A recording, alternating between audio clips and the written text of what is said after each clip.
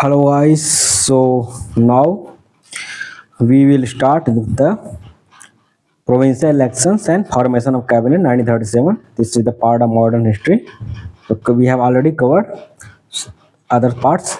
You can watch from my playlist also and in my channel. Okay, so वो सब video जितना है ना सब उसमें पड़ा है प्लेलिस्ट में भी। मैं प्लेलिस्ट उसका क्रिएट कर दिया हूँ। तो जैसे एंशियंट का है, मॉडर्न का है, वो एंशियंट एंड मेडाइवल का है। तो इसका कंप्लीट होने के बाद I will also will create the playlist. Okay, and इसका ऑलरेडी वीडियो पड़ा है। सो इसको हम लोग स्टार्ट करते हैं। सो थ्योरी पार्ट इज गिवन, ठीक है। थ्योरी पार्ट इसका जो है provincial elections and formation of cabinet 1937 का जो है सब दिया है, ये थ्योरी पार्ट। सो इसको क्या करना, नहीं पढ़ना है, ठीक, क्योंकि I have to study very short and revise multiple times. So this is given. So now we will start with the reverse engineering, and so we will start from the first question. So what is saying the first question? So in which of the following provinces did the Indian National Congress not obtain a full majority in the provincial elections it held in 1937 में उसने कहाँ पे majority नहीं प्राप्त की थी कांग्रेस ने, ठीक है। कहाँ पे नहीं प्राप्त की थी, तो पंजाब रीजन था, यहाँ पे प्राप्त की थी। सेंट्रल में प्राप्त उसको मिला था मेजोरिटी पूछ रहा है। बिहार में भी था, मद्रास में भी था, लेकिन इसमें पंजाब रीजन और बंगाल रीजन में उसका नहीं था, ठीक है। Provincial Assembly elections were held under the Indian Government Act 1935, in which Congress won a full majority in 5 provinces. कहाँ का उसको फुल मेजोरिटी मिला था? मद्रास में, बिहार में, सेंट्रल प्रोविंस में एंड बिरार में, and United province and Orissa में भी, ठीक है। हो गया 5 प्रोविंस हो गया, ठीक है। सेंट्रल प्रोविंस एंड बिरार and United province and Orissa. Congress made it's ministry in six state. अब बोलेंगे भाई 5 में जीता था, 5 मेजोरिटी था, तो कैसे 6 बना लिया यार? उस कोलिशन गवर्नमेंट होती है ना इस समय, उस समय भी कोलिशन गवर्नमेंट थी, ठीक है। वो सब मिल गए थे कुछ दूसरे पार्टी से, और वहां तो उन्होंने अपनी गवर्नमेंट बना ली थी। वहीं पे देखिए क्या दे रहा है, वो दे रहा है कि उसने अपनी मिनिस्ट्री बना ली थी 6 स्टेट में। कहाँ पे? मद्रास में उन्होंने मेजोरिटी थी, वहाँ बना लिए। सेंट्रल प्रोविंस में मेजोरिटी बना लिए, बिहार में मेजोरिटी से बना लिए। बॉम्बे में कहीं दिख रहा है? बॉम्बे नहीं दिख रहा ना, तो बॉम्बे में जो है उन्होंने कोलिशन कर लिया था। उड़ीसा है ना, यूनाइटेड प्रोविंस में उनका मेजोरिटी से वहाँ बना लिए थे। इन 1937 में उन्होंने अपनी गवर्नमेंट बना ली थी। कितने थे में स्टेट में? 6 स्टेट्स में कांग्रेस ने बनाई थी, ठीक है।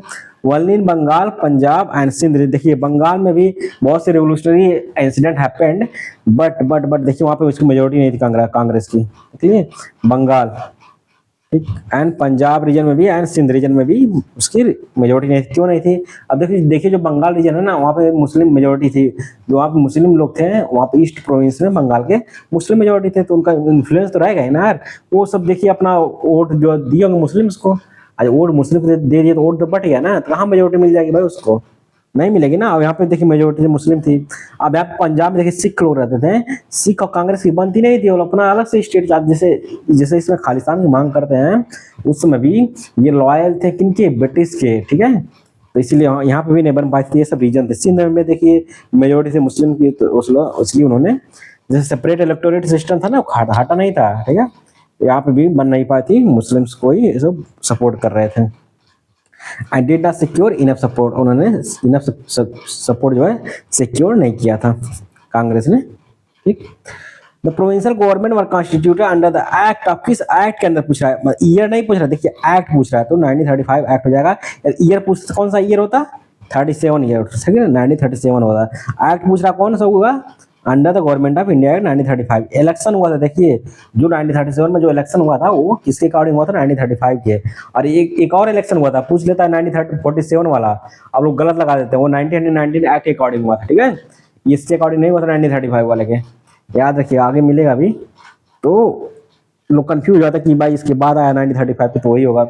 नहीं, 1935 के बाद आया, भले आया, लेकिन जो इलेक्शन हुआ 1919 के अकॉर्डिंग हुआ था, ठीक है। क्यों हुआ था सब आगे मिल जाएगा, ठीक है। अब देखिए 1935 एक्ट के अकॉर्डिंग एक प्रोविंशियल गवर्नमेंट हुआ, कॉन्स्टिट्यूट हुआ था, क्योंकि यही एक्ट ही है यार। देखिए 1935 यहाँ पे एक्ट मिलेगा आपको, एक्ट मिलेगा, एक्ट कहीं कहीं नहीं मिलेगा ना, आपको यही आंसर हो जाएगा।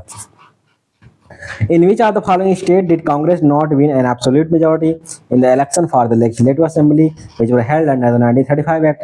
तो देखिए यहाँ पे मेजोरिटी थी, यहाँ पे मेजोरिटी थी उड़ीसा, यहाँ पे नहीं मेजोरिटी थी भाई, बंगाल में, सिंध में, और एक रीजन कौन था सिख वाला, पंजाब था। तीन रीजन में उन्होंने मेजोरिटी नहीं प्राप्त की थी, ठीक है। So D will be your answer.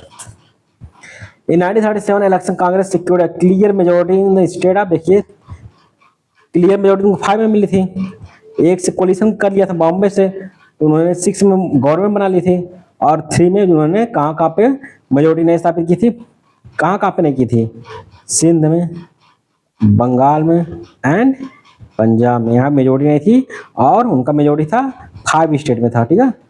5 state में मेजोरिटी था, कौन कौन था अभी मैं बताया ना, देखिए मद्रास था, ठीक है, उड़ीसा था, बिहार था, सेंट्रल प्रोविंस था, ठीक हुआ ना 4, सेंट्रल प्रोविंस और बेरार इसी में आ जाएगा, ठीक है, सेंट्रल प्रोविंस एंड बेरार, ठीक, central province and Berar, next and United province, तो हुआ ना 3 2 5, यहाँ पे तो गवर्नमेंट थी।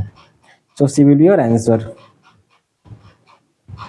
Consider the following provinces of British India and identify those where the Indian National Congress did not form a ministry in 1937। देखिए 6 में मिनिस्ट्री बनाई थी 6 स्टेट में, बॉम्बे को इंक्लूड करके, और कहाँ नहीं बनाई थी, मैं बताया था ना, पंजाब में, बंगाल में एंड सिंध रीजन में उन्होंने नहीं बना पाई थी। तो ये देखिए 3 और 4 में आंसर हो जाएगा बी बी बी और आंसर। आर में पूछ लिया था। Indian provincial elections were held in 1936-37 AD mandated by the government of India act 1935 के अकॉर्डिंग इलेक्शन हुआ था। कब हुआ था, 1936 से 37 के बीच में। The elections were held in 11 provinces, देखिए 5 में उन्होंने मेजोरिटी प्राप्त की थी, 6 में मिनिस्ट्री बनाई थी कोलिशन से, और 5 ठोरे में कुछ बहुत से लोग ब्रिटिश थे, उसमें सब मिक्स थे, ठीक है। अब देखिए कितने में इलेक्शन हुआ था, 11 में हुआ था। मद्रास हुआ, central province of Bihar, Orissa, United province Bombay, ठीक है। कितना हुआ, 1 2 3 4 5 में यहाँ तक जीते थे, यहाँ तक मेजोरिटी थे। छठवां में ये इसको बॉम्बे को इंक्लूड करेंगे, छठवां को मिनिस्ट्री थी। अब देखिए मिनिस्ट्री कांग्रेस की हो गई। अब इधर देखिए, ठीक है, अब यहाँ पे देखिए मेजोरिटी नहीं थी, पंजाब में, सिंध में, ठीक है, बंगाल में, यहाँ पे मेजोरिटी नहीं थी। अब देखिए आसाम और नॉर्थ वेस्ट फ्रंटियर प्रोविंस में भी ये इलेक्शन हुए थे, तो हुआ ना 6 3 9 2 11 हो गया, ठीक। वह डिक्लेयर फरवरी 1937 में उसका रिजल्ट डिक्लेयर हुआ and Indian Congress emerge at power in 8 province में। देखिए 8 प्रोविंस में पावर अपना मतलब स्टैब्लिश की थी, मतलब जीती थी, लेकिन 5 प्रोविंस में full majority except Bengal, Punjab and Sindh में फुल मेजोरिटी नहीं मिली थी, ठीक है। Now next, the province where the Indian National Congress could not get absolute majority during the general election. अब देखिए बॉम्बे में, देखिए बिहार में तो उन्होंने प्राप्त की थी फुल मेजोरिटी, बॉम्बे में कोलिशन गवर्नमेंट बनाई थी, मतलब फुल मेजोरिटी नहीं थी। यहाँ ये भी आंसर होगा, आसाम में नहीं थी, वैसे उड़ीसा में तो मेजोरिटी थी, ठीक है। ये तो आंसर नहीं होगा 2 ठो। अब देखिए बॉम्बे और आसाम वाला 2 ठो आंसर हो जाएगा, ठीक, इसलिए स्टार लग गया ना। Indian National Congress could not get absolute majority in Bombay and Assam during 1936-37 AD general elections. The provinces where Indian National Congress did not form its ministry after general elections of 1937 was the province where Indian National Congress did not form its ministry after general elections of 1937। तो कहाँ पे उन्होंने ministry नहीं form की थी, बंगाल में तो नहीं प्राप्त की थी, वो मेजोरिटी नहीं थी ना, और यहाँ से मिनिस्ट्री अपना मिनिस्ट्री फॉर्म कर ली थी including Bombay. In how many provinces was the Congress ministry formed in the elections, form ministries, ठीक है। तो उसमें 6 में बनाई थी ना, 6 में बनाई थी, 5 और मेजोरिटी थी, 6 और बना ली थी, ठीक है। Provincial assembly elections were held under the Government of India Act 1935 in which Congress got a full majority in 5 states, namely Madras, Central Province, Odisha, Bihar and United Province. In July 1937, Congress formed its government in 6 provinces, Bombay, United Province and Central Province, Odisha, Bihar, Madras. Later Congress formed coalition government in north west frontier province. मतलब 6 तो हो गया था, लेकिन कांग्रेस ने फिर दोबारा जो है अपना कोलिशन गवर्नमेंट फॉर्म कर ली थी। कहाँ पे, नॉर्थ वेस्ट फ्रंटियर प्रोविंस में एंड आसाम में। तो यूपीपीसीएस ने इसको इंक्लूड नहीं किया था अपने आंसर में। देखिए, ninth in which one of the following provinces was Congress ministry not form under the act of 1935।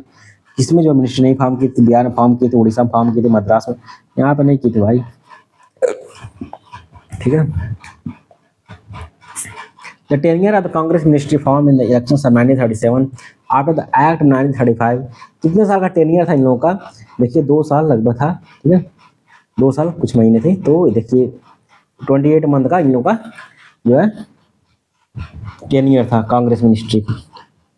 ठीक है, D will be your answer. The tenure of the Congress ministry formed in the elections of 1936-37 under the Act 1935 was 28 month था। देखिए 28 month था। Congress ministry resign from legislature on 22 अक्टूबर 1939 में उन्होंने resign कर दी थी। किसने? कांग्रेस ने रिजाइन कर दी थी। ठीक है, कांग्रेस ने रिजाइन कर दी थी कब? 1939 में, 22 अक्टूबर में। Because Indians were included in the second world war. क्यों की थी रिजाइन? क्योंकि देखिए उसमें वर्ल्ड वॉर शुरू हो गया था भाई। ठीक है, और उन्होंने जो है सेकंड वर्ल्ड वॉर के कारण, और जो इसमें क्यों रिजाइन किया था? क्योंकि इंडियंस को were included in the second world war without the consent of the Indian leaders. जो ब्रिटिश थे ना, उन्होंने इंडिया को सेकंड वर्ल्ड वॉर में ढकेल दिया। ठीक है, मतलब उसके जो सैनिक थे उसके उसी का अंडर में थे ना ब्रिटिश के, तो उन्होंने बोला कि हाँ इंडिया भी अब उसके साथ रहेगा, मतलब उसमें भाग लेगा वर्ल्ड वॉर 2 में। उनके बिना इनके कंसेंट के जो ये मिनिस्ट्री बनाई थी कांग्रेस ने, उन्होंने रिजाइन कर दिया कि कोई वैल्यू नहीं यार, जब मिनिस्ट्री बनाए तो उनको पूछना चाहिए ना भाई, उन्हीं की कंट्री है। तो वो सब कॉलोनियल गवर्नमेंट थी तो उनका पावर था। ठीक है, Jinnah called all India Muslim League to celebrate the 22 December 1939 AD Friday as a day of deliverance due to the resignation of the Congress ministry. देखिए जिन्ना साहब जो है मतलब गजब लोग थे, मतलब का कहा जाए, मतलब किसी को दुख में ना, मतलब किसी के घर आग लगे तो क्या बोलते हैं, दूसरा सेलिब्रेट करें, तो ये हुआ। मतलब कांग्रेस जो है रिजाइन कर दी और ये खुश हो गए भाई। ये जो जिन्ना साहब थे इन्होंने बोला कि ऑल इंडिया मुस्लिम लीग को सेलिब्रेट करना चाहिए 22 दिसंबर 1939 को। क्या उसमें फ्राइडे था, डे ऑफ डिलीवरेंस उसको बोलते थे, डे ऑफ डिलीवरेंस। इसको सेलिब्रेट किया जाए किसको? 22 दिसंबर 1939 को डे ऑफ डिलीवरेंस इन्होंने सेलिब्रेट किया था due to the resignation of the Congress ministry. After the formation of the ministry in the province in 1937 Congress rule lasted for 28 month, जो rule last किया था। Muslim League celebrated the day of deliverance in 1939 में Muslim League ने celebrate किया था day of deliverance. The elected government of Bihar formed by Sri Krishna Singh resigned in February 1938 for which reason? क्यों उन्होंने श्री कृष्णा सिंह ने जो फर्स्ट चीफ मिनिस्टर थे बिहार के, क्यों रिजाइन कर दिया? For the release of political prisoners के लिए उन्होंने रिजाइन कर दिया था। See will be your answer. Bihar में पूछ लिया था 2022 में। अब देखिए, in 1937 when Congress came to power in Bihar, Sri Krishna Singh became the provincial premier. He formed his cabinet in Patna on 20 July 1937 AD under the government of India 1935 में उन्होंने अपना गवर्नमेंट फॉर्म की थी। क्योंकि बिहार में भी कांग्रेस थी ना, तो कोई सीएम तो बनेगा जरूर। पहले सीएम को क्या बोलते जानते हैं? प्राइम मिनिस्टर बोलते थे, इसलिए इनको प्रीमियर बोला जाता है। देखिए ठीक है, under the government of India 1935 में इलेक्शन भी हुआ था। How was ministry resign in 1938 में उनकी मिनिस्ट्री ने रिजाइन कर दिया to put pressure on the governor for the release of the political prisoner. ठीक है, उन्होंने पॉलिटिकल प्रिजनर्स की रिलीज की उन्होंने रिजाइन कर दी थी, इसीलिए। Governor later consider to the demands and ministry, जो गवर्नर थे later consider the demands and ministry resumed office but in October 1939। Governor ने उनकी बात मान के 1939 में उन्होंने फिर से अपना मिनिस्ट्री को स्टार्ट कर दिए। जैसे ministry again resign on the issue of India participation on world war second. देखिए तुरंत उन्होंने ज्वाइन भी किया था लास्ट सेकंड टाइम में, फिर उन्होंने रिजाइन कर दी क्योंकि इंडिया को जो है कांग्रेस से बिना पूछे वर्ल्ड वॉर सेकंड में उन्होंने पार्टिसिपेट करा दिया था ब्रिटिशर्स ने।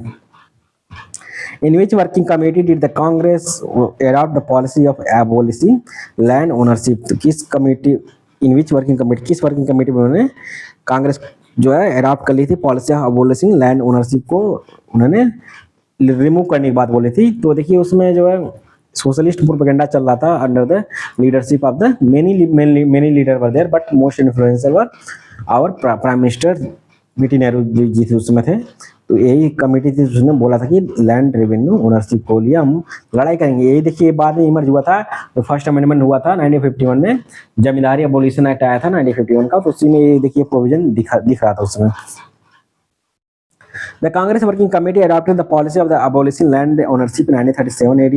The Tenancy Bill was passed by the Congress government in United Provinces and Bihar. Each Congress-governed province attempted to improve irrigation facility and to save farmers from cruel policies of money lenders.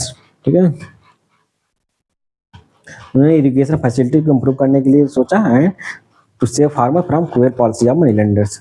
Who of the following was interested with the finance portfolio in the ministry formed in the UP after the elections of 1937? इनमें से कौन जो है interest किए गए थे with finance portfolio in the ministry formed in UP 90 after the election of 1937 के बाद यूपी में जो मिनिस्ट्री फॉर्म हुई थी फाइनेंस पोर्टफोलियो की, किसको बनाया गया था? तो उसका मिनिस्टर तो ये रफ़ी अहमद किडवई थे। Congress won 134 seats out of the 228 seats in United Provincial Assembly election held in 1936-37 AD. Congress formed government independently in United Provinces. Prime Minister government form कर ली थी इंडिपेंडेंटली इन यूनाइटेड प्रोविंस में, मतलब जो UP है। Prime minister premiere वार गोविंद वल्लभ पंत, जो उसमें chief minister थे UP के पहले चीफ मिनिस्टर। देखिए कौन थे, पूछ लेता एग्जाम में, याद रखिएगा, ठीक है। सरोजिनी नायडू मत बोलिएगा, गवर्नर थी फर्स्ट, और सुचेता कृपलानी मत बोलिएगा, ठीक है, क्योंकि वो लेडी चीफ मिनिस्टर थी पहले, ठीक है। तो ये इसमें थे गोविंद वल्लभ पंत, जो पहले चीफ मिनिस्टर थे यूपी का। And Kailash Nath Katju was law and justice minister थे in the government, while the finance minister was given to Rafi Ahmed Kidwai को फाइनेंस डिपार्टमेंट वाज गिवन, ठीक है, Rafi Ahmed Kidwai. Consider the following reports connected with the Muslim grievance in the Congress administered provinces. तो इससे पूछा कि chronological order में रखिए, पहले कौन आया था उसके बाद कौन आया था, अब ये बताना है। पीरपुर रिपोर्ट, शरीफ रिपोर्ट, मुस्लिम सफरिंग अंडर कांग्रेस रूल, ये बताना भाई, मतलब सी में भी, ठीक है। देखिए ए विल बी योर आंसर। तो ये मतलब 1 2 3, देखिए पीरपुर पहले आया था, उसके बाद शरीफ रिपोर्ट आया था, इसके बाद मुस्लिम सफरिंग अंडर कांग्रेस रूल। मतलब जो मुस्लिम लीग थी ना, अपने आप को दिखा रहे थे कि हम फेस कर रहे हैं प्रॉब्लम इस गवर्नमेंट के अंदर, उसको गिराना चाहती थी। इसलिए तो उन्होंने सेलिब्रेट किया था 1939 में दिसंबर को, उन्होंने डे ऑफ डिलीवरेंस मतलब सेलिब्रेट किया था, मतलब जस्टिस की जीत होती है उसमें, डिलीवरेंस मतलब जस्टिस, तो यही बात बोल रहे थे। अब देखिए क्रोनोलॉजिकल ऑर्डर क्या है, पीरपुर कमेटी का पीरपुर जो रिपोर्ट थी कब आई थी, ये सब मुस्लिम लीग दे रही थी कांग्रेस को, मतलब दिखाने के लिए कि अच्छा काम नहीं कर रही है। तो ये पीरपुर रिपोर्ट 1938 में आया था, उसके बाद शरीफ रिपोर्ट मार्च 1939 में आया था, फिर फजलुल हक रिपोर्ट दिसंबर 1939 में आ गया था। Who among the following was the first governor of the Bihar? First governor of Bihar कौन है? देखिए बिहार बीपीएससी 2022 में पूछा है, और पूछा फर्स्ट गवर्नर ऑफ बिहार कौन है भाई, तो ये है James David Shipton. Sir James David Shipton जो है फर्स्ट बिहार गवर्नर है। Sir James David Shipton was governor of Bihar and Odisha when Bihar was separated from it. And देखिए सर जेम्स डेविड शिप्टन, ये थोड़ा याद रखिए, पूछ लेते हैं। Sir James David Shipton was governor of Bihar and Odisha when Bihar was separated from it and establish a separate state in 1936 में, जब बिहार जो है अलग हुआ था पूरी तरह से किससे, उड़ीसा से, तो उस समय ये गवर्नर थे जो सर जेम्स डेविड शिप्टन थे, बिहार के गवर्नर थे by government of India act 1935 के अकॉर्डिंग, ठीक है। He was the first governor of Bihar after division of province from Odisha, वो जो फर्स्ट गवर्नर थे बिहार के after division of the province from Odisha, जो बिहार प्रोविंस से डिवाइड हुआ था ओडिशा से। He was governor of Bihar from 1 अप्रैल 1936 से 37 तक। बस इतना याद रखिए कि ये जो सर जेम्स डेविड शिप्टन थे ये गवर्नर थे, बिहार के गवर्नर थे। Now next topic we will start. Next topic क्या है? Next topic we will study the Tripuri Congress, ठीक है, त्रिपुरी कांग्रेस 1939। ये now we will study Tripuri crisis of Congress 1939 में, जब ये सब सुभाष चंद्र बोस से रिलेटेड है, इसमें वह लड़ाई हो गया था किसमें, गांधी जी की आइडियोलॉजी में एंड सुभाष चंद्र बोस की आइडियोलॉजी में। वो जो गांधी जी थे मतलब पट्टाभी सीतारामैया को यह जो है बनाना चाहते थे आईएनसी प्रेसिडेंट, कौन, गांधी जी। बट सुभाष चंद्र बोस को लोग अदर लोग बनाना चाहते थे, लेकिन सुभाष चंद्र बोस ने रिजाइन दे दी थी त्रिपुरी कांग्रेस में।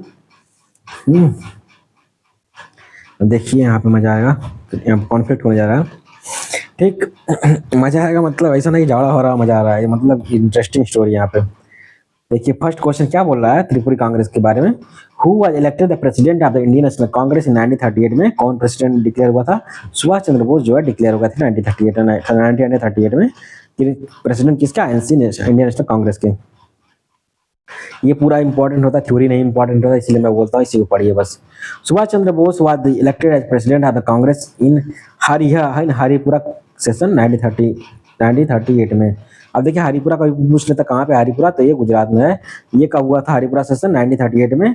इसके जो है प्रेसिडेंट थे कौन, सुभाष चंद्र बोस थे प्रेसिडेंट, अनअपोज्ड थे। It is well known that Subhash Chandra Bose was reelected as president of Tripuri session. जो फिर से एच के बाद टी आता ना, ऐसे याद रखिए, एच के बाद क्या आता है, एच के बाद टी आता है।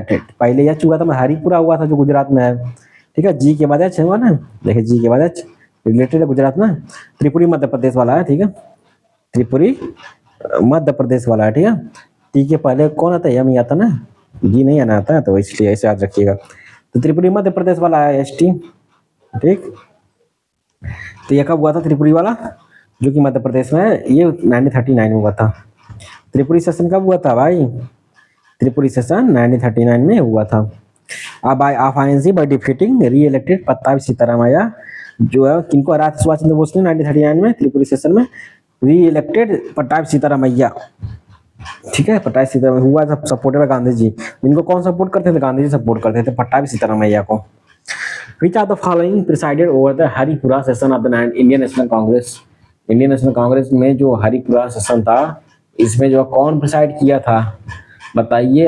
एच के बाद टी आता है, तो पहले हरिपुरा था, तो हरिपुरा में सुभाष चंद्र बोस साहब थे, यही जो है क्या थे इसके आईएनसी प्रेसिडेंट।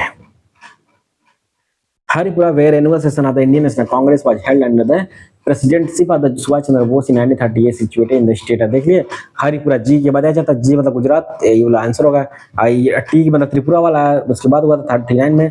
टी के पहले क्या था, यम आता है ना, जी थोड़ी आएगा गुजरात वाला, तो यम मध्य प्रदेश हो जाएगा, मतलब सिर्फ त्रिपुरा वाला।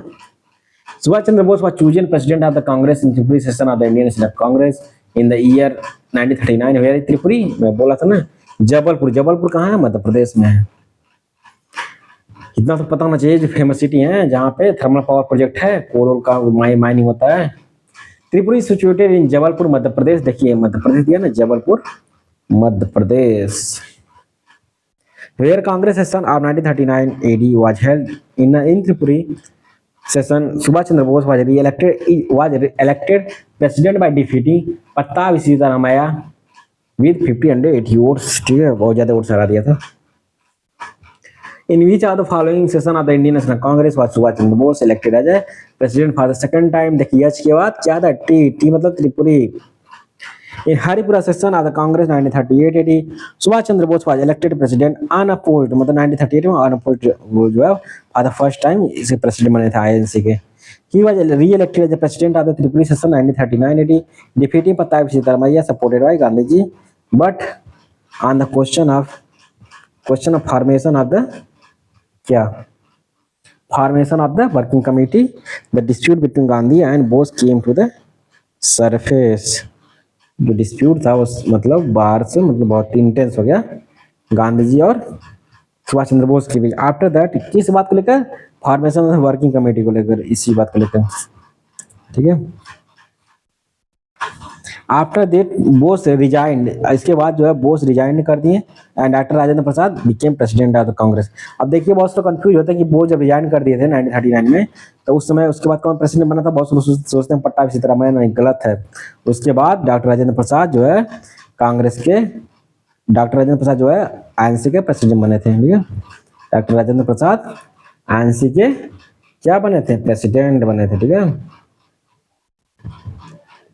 ठीक, आंशिक जो है ये प्रेसिडेंट बन गए थे, ठीक है।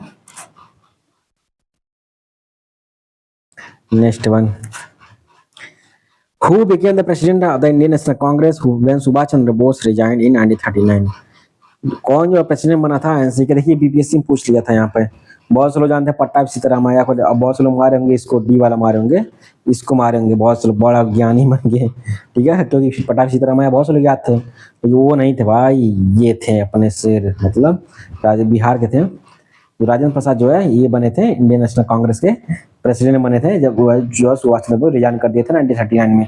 अब देखिए लोग कहते हैं ये टॉपिक इंपॉर्टेंट, वो टॉपिक इंपॉर्टेंट है, मतलब इंपॉर्टेंट देखिए जो घटना चक्र में दिया है ना, जो टॉपिक इतने अच्छे से फॉर्म किए हैं पीवाईक्यू देख के, मतलब हर टॉपिक से देखिए बीपीएससी जो क्वेश्चन उठा रहा है, देखिए आपसे भी पिछले साल पूछ लिया था, मतलब हर जगह से क्वेश्चन वो लोग बनाते हैं। तो इसका आंसर हो जाएगा राजेंद्र प्रसाद ए। When was the Tripuri session of the Indian National Congress held in which Netaji Subhash Chandra Bose was elected the president of the Congress? जो है त्रिपुरी में जो है नेताजी सुभाष चंद्र बोस बने थे, कब? 1939 में।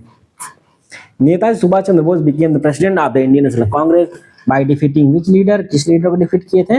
ये पट्टाभी सीतारामैया को।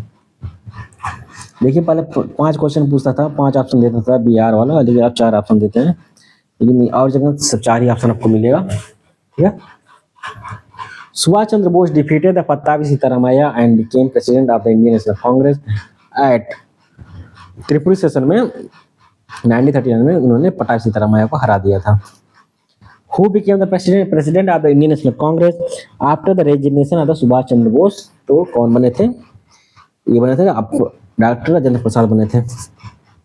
सी will be your answer. The whole disputes between Subhash Chandra Bose and right wing after the Tripuri session of the Indian National Congress is centered around the question of the formation of the Congress Working Committee।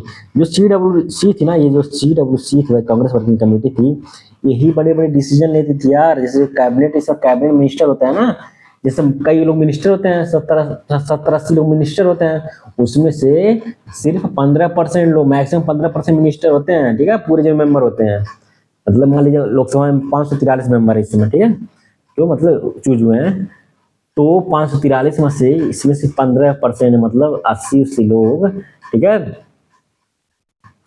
मतलब maximum 70 लोग जो भी मतलब बना सकते, मतलब minister बन जाते थे, ठीक है,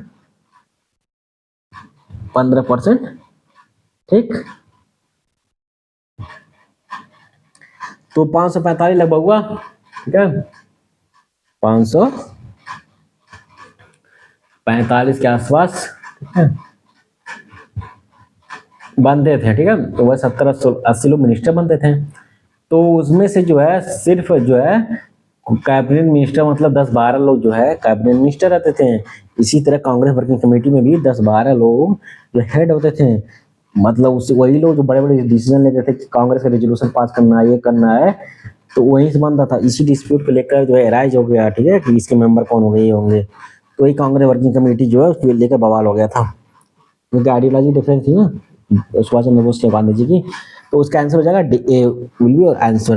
the whole disputes between the Subhash Chandra Bose and right wing after Tripuri session of the Congress centred around the question of the formation of the, इसलिए ये हुआ था कांग्रेस वर्किंग कमेटी के लिए, CWC। Gandhi was against the point of view about modernisation and working conduct of the Subhash Chandra Bose, ठीक है। गांधी जी किसके against थे? देखिए Gandhi ji was against the point of view about modernisation and working conduct of Subhas Chandra Bose. जो सुभाष चंद्र बोस थे ना, फ्रॉम मॉडर्न थिंकिंग थे, थिंकिंग से रिलेट करते थे, वो वेस्टर्न कल्चर को भी थोड़ा प्रमोट कर देते थे, ठीक है, और उन्होंने इंडस्ट्री को प्रमोट किया, बहुत सारी चीजों को। तो अब देखिए ये वर्किंग कमेटी फॉर्म करते तो मॉडर्निटी को प्रमोट करते हैं, इंडस्ट्री को प्रमोट करते हैं, ठीक है, वेस्टर्न कल्चर को, एजुकेशन को प्रमोट करते हैं, और गांधी जी थोड़ा ओल्ड माइंड सेट के थे ना, ठीक है, तो ये जो है इंडस्ट्री, कॉटेज इंडस्ट्री को प्रमोट करते हैं। तो वही फॉर्म जो कमेटी थी, सोचते थे कि गांधी जी की ऐसा कमेटी फॉर्म करे जो मतलब इंडिया कल्चर को प्रमोट करे, ठीक है, तो इसलिए इसमें बवाल हो गया था। Which Indian nationalist leader looked upon a war between Germany and Britain as a godsend God sent opportunity which should enable Indians to exploit the situation to their advantage. थे सुभाष चंद्र बोस ने सोचा कि जो वार हो रहा है जर्मनी और ब्रिटिश में वर्ल्ड वॉर 2 में, इसमें जो है इंडिया को अपॉर्चुनिटी मिल गई है, गॉड के द्वारा भेजी गई अपॉर्चुनिटी, इसको एक्सप्लॉइट करना चाहिए और इंडिया को आजाद कराना चाहिए। इन्होंने सोचा, सुभाष चंद्र बोस जी ने ये सोचा था। Subhash Chandra Bose looked upon a war between Germany and Britain as a godlike opportunity that would enable Indians to exploit the situation to their advantage. He believed in an old saying of Ireland, need of England. Ireland में क्या famous था? Need of England is an opportunity of Ireland. जो England की जरूरत है वह opportunity है किसकी? आयरलैंड की। अब देखिए, अब आयरलैंड कहाँ से आ गया यार इसमें? देखेंगे जब ना, ऐसे यूरोप है, ठीक है, ऐसे यूरोप है, और यहाँ पे देखेंगे ना ऐसे यूके है, मतलब ब्रिटेन है, ठीक है, और यहाँ पे देखेंगे एक आइलैंड कंट्री है, ठीक है, ऐसे ऐसे आइलैंड कंट्री है, इसी से थोड़ा दूर है, बीच में थोड़ा जाती है। देखेंगे ना इसमें ये एक पार्ट कटा है इसे छोटा सा, और ये जो है नॉर्थ आइलैंड है, ठीक है, ये नॉर्थ वाला नॉर्थ आइलैंड है जहाँ से एनी बेसेंट थी, और ये पार्ट किसका है? यूके का। यूके का ये पार्ट है नॉर्थ आइलैंड, और जो वेस्ट वाला है ये जो सिर्फ आयरलैंड है, ये अपने को आयरलैंड मानता है, जो किसके खिलाफ है? यूके के खिलाफ है। ये यूके का पार्ट नहीं है वेस्ट वाला, ईस्ट वाला यूके का पार्ट है। अभी भी ये जो कंट्री अलग है आयरलैंड। नॉर्थ आयरलैंड, बहुत लोग सोचते हैं नॉर्थ आयरलैंड कहाँ से आ गया? नॉर्थ आयरलैंड यूके का पार्ट है, ठीक है, बट आयरलैंड यूके का पार्ट नहीं है, ये याद रखना। आयरलैंड के बारे में बोला है, क्योंकि आयरलैंड से थोड़ा दुश्मनी यूके की इस समय भी, पहले भी थी। यही बोल रहा है इसमें कि नीड ऑफ इंग्लैंड, इंग्लैंड की जरूरत है, वो अपॉर्चुनिटी फॉर आयरलैंड की है, ठीक है, वो आयरलैंड की, वो आयरलैंड को आजाद करने के लिए, ठीक है। तो वही, अब देखिए बहुत बवाल हुआ था इसमें, जो आयरलैंड पूरा है ना, बहुत वायलेंस हो रहा था। ये जो ईस्ट वाले थे, ईस्ट वाले, नॉर्थ आयरलैंड नॉर्थ वाले, ये चाहते थे कि इंग्लैंड से मिल जाए, और जो वेस्ट वाले थे सोचते इंडिपेंडेंट रहे, जैसे पाकिस्तान इंडिया है ना, बवाल हुआ था, वही समझ लिया यहाँ पे भी ये लोग मतलब बवाल कर दिए थे, और अपने आप को हथियार नहीं ये लोग नॉर्थ वाला। नेक्स्ट पार्ट हम लोग आ गए हैं, प्रिंस लोगों का स्वागत किया जाए, वेलकम, हल्दी लगा जाए, ठीक है, लग गया। हम लोग इसको स्टार्ट करेंगे, ठीक है, with very fascinating way. So we will take minute, कितना मिनट ब्रेक? 2 MB, 2 MB मतलब 2 मिनट ब्रेक, ठीक। तो please wait and drink water, ठीक है।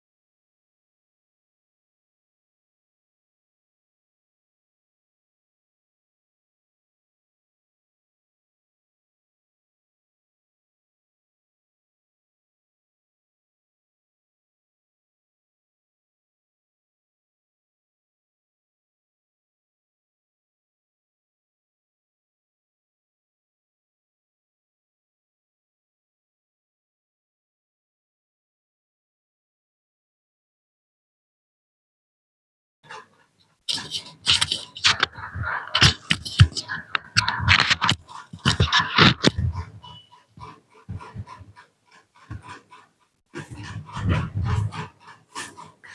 hello guys, so now we will start. What we will start?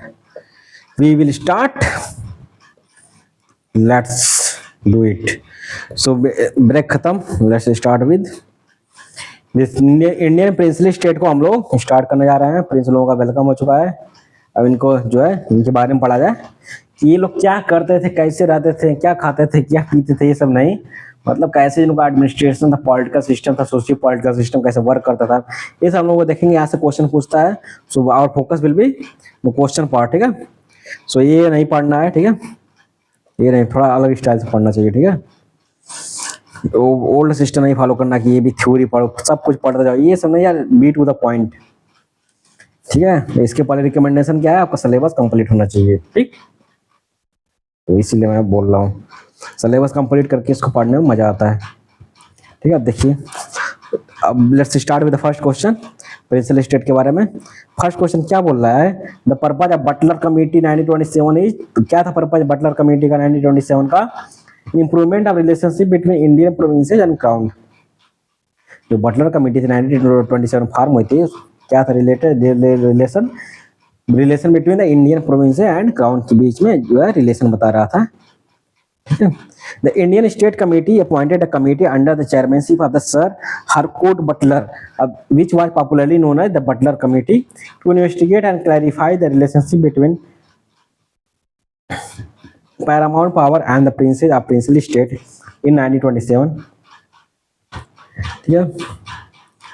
To investigate and clarify the relationship between paramount power and princes of the princely state 1927 AD. ठीक है. 1927 AD में उससे related था. Form था 1927 में कि जो पैरामाउंट मतलब जो इंडिया ब्रिटेन क्राउन है, तो उसके बीच में और इंडियन स्टेट में क्या रिलेशन है. उस समय 1927 में क्या फॉर्म हुई थी? बटलर कमेटी फॉर्म हुई थी.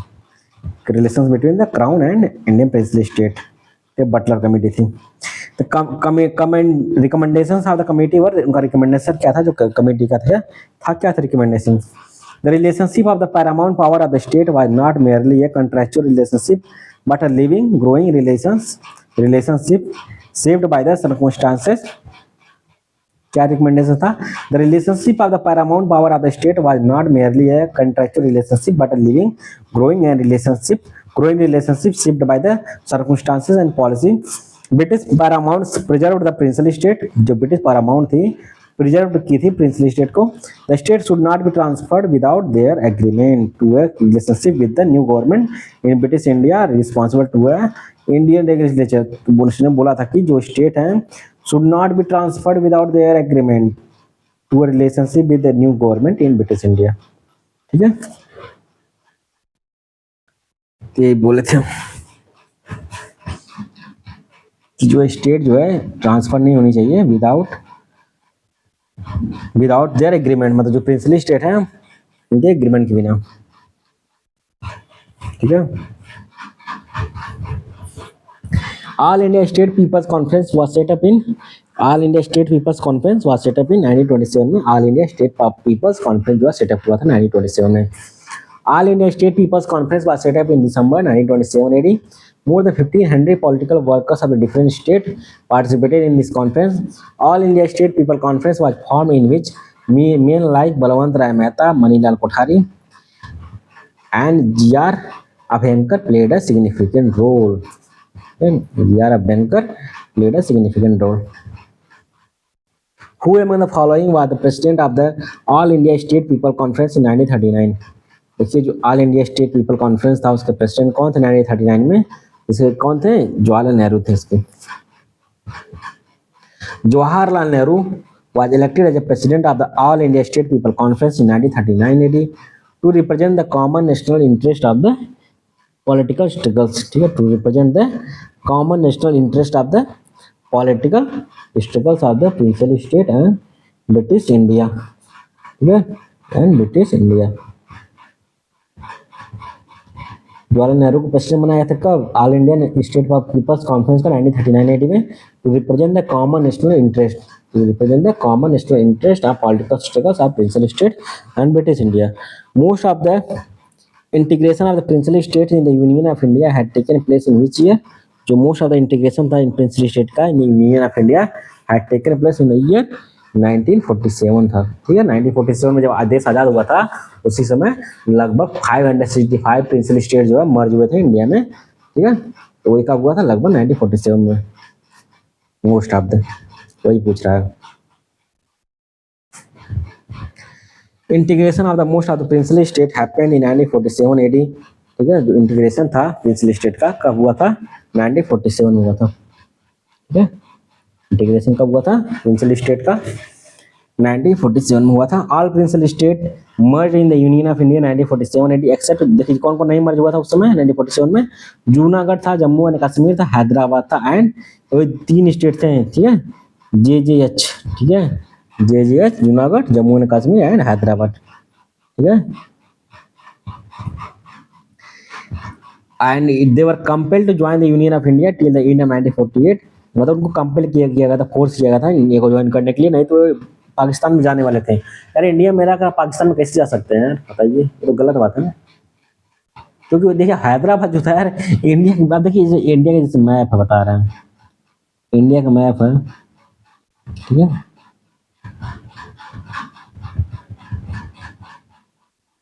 एज ए रिप्रेजेंटेशन मान लीजिए इंडिया का मैप। ठीक है, यहाँ पे हैदराबाद है और यहाँ पाकिस्तान है। कैसे पॉसिबल है बताइए, यहाँ से पॉसिबल है?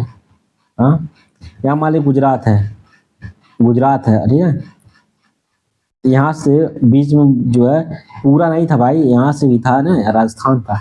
कैसे पॉसिबल यहाँ से रूल करेंगे सारे? यहाँ था सऊदी अरेबिया, वहाँ से वो है वो बे ऑफ अरब जो है सागर है। ठीक है, अरब सागर है, अरेबियन सी है, तो कैसे भाई रूल करेंगे यहाँ इंडिया में रहकर? तो मुश्किल है ना। तो Sardar Patel who took charge of the State Department in 1947 and tackled the situation with great statesmanship. Patel appealed to the patriotic and nationalist sentiments of the princes and requested the states to be handed over to the authority of external affairs, defense and communication to the Indian Dominion. उन्होंने princely state से request किया कि आप लोग independent रहिए, कोई बात नहीं, आप लोग अपने राज करिए, अपने मन से करिए, आप लोग राजा बने रहिए, कोई दिक्कत नहीं, लेकिन अपने स्टेट का जो है external affairs, defence and communication जो पावर है इंडिया को दे दीजिए, भारत को दे दीजिए, आप लोग बने रहिए राजा, हमको दिक्कत नहीं है, लेकिन ये जो एक्सटर्नल अफेयर रिलेटेड थिंग्स है, डिफेंस से रिलेटेड, कम्युनिकेशन से रिलेटेड, वो इंडियन डोमिनियन को दे दीजिए। The integration of princely states took proper shape in his leadership. जो इंटीग्रेशन था प्रिंसली स्टेट का वो टुक जो है प्रॉपर शेप कब लिया? इन दिस लीडरशिप में उन्होंने जो है प्रिंसली स्टेट का इंटीग्रेशन जो था प्रॉपर शेप लिया था। The integration of state was done under the leadership of the, जो इंटीग्रेशन था स्टेट का वो इसके अंडर में लीडरशिप, इसके लीडरशिप के अंडर में किया गया था, ये था सरदार पटेल के अंडर में किया गया था। तो D will be your answer. ठीक है, which three Indian states delayed accession to India even after other princely state had joined? मैं बोला था ना JJH Junagadh, Jammu Kashmir and Hyderabad. D will be your answer. Jammu and Kashmir became an integral part of India on, जो Jammu and Kashmir था वो integral part बन गया था किसका? इंडिया का। कब? 26 अक्टूबर 1947 को वह इंडिया का पार्ट बन गया था जम्मू कश्मीर। ठीक है, 26 अक्टूबर 1947 को इंडिया का पार्ट बन गया था। ठीक है, ठीक।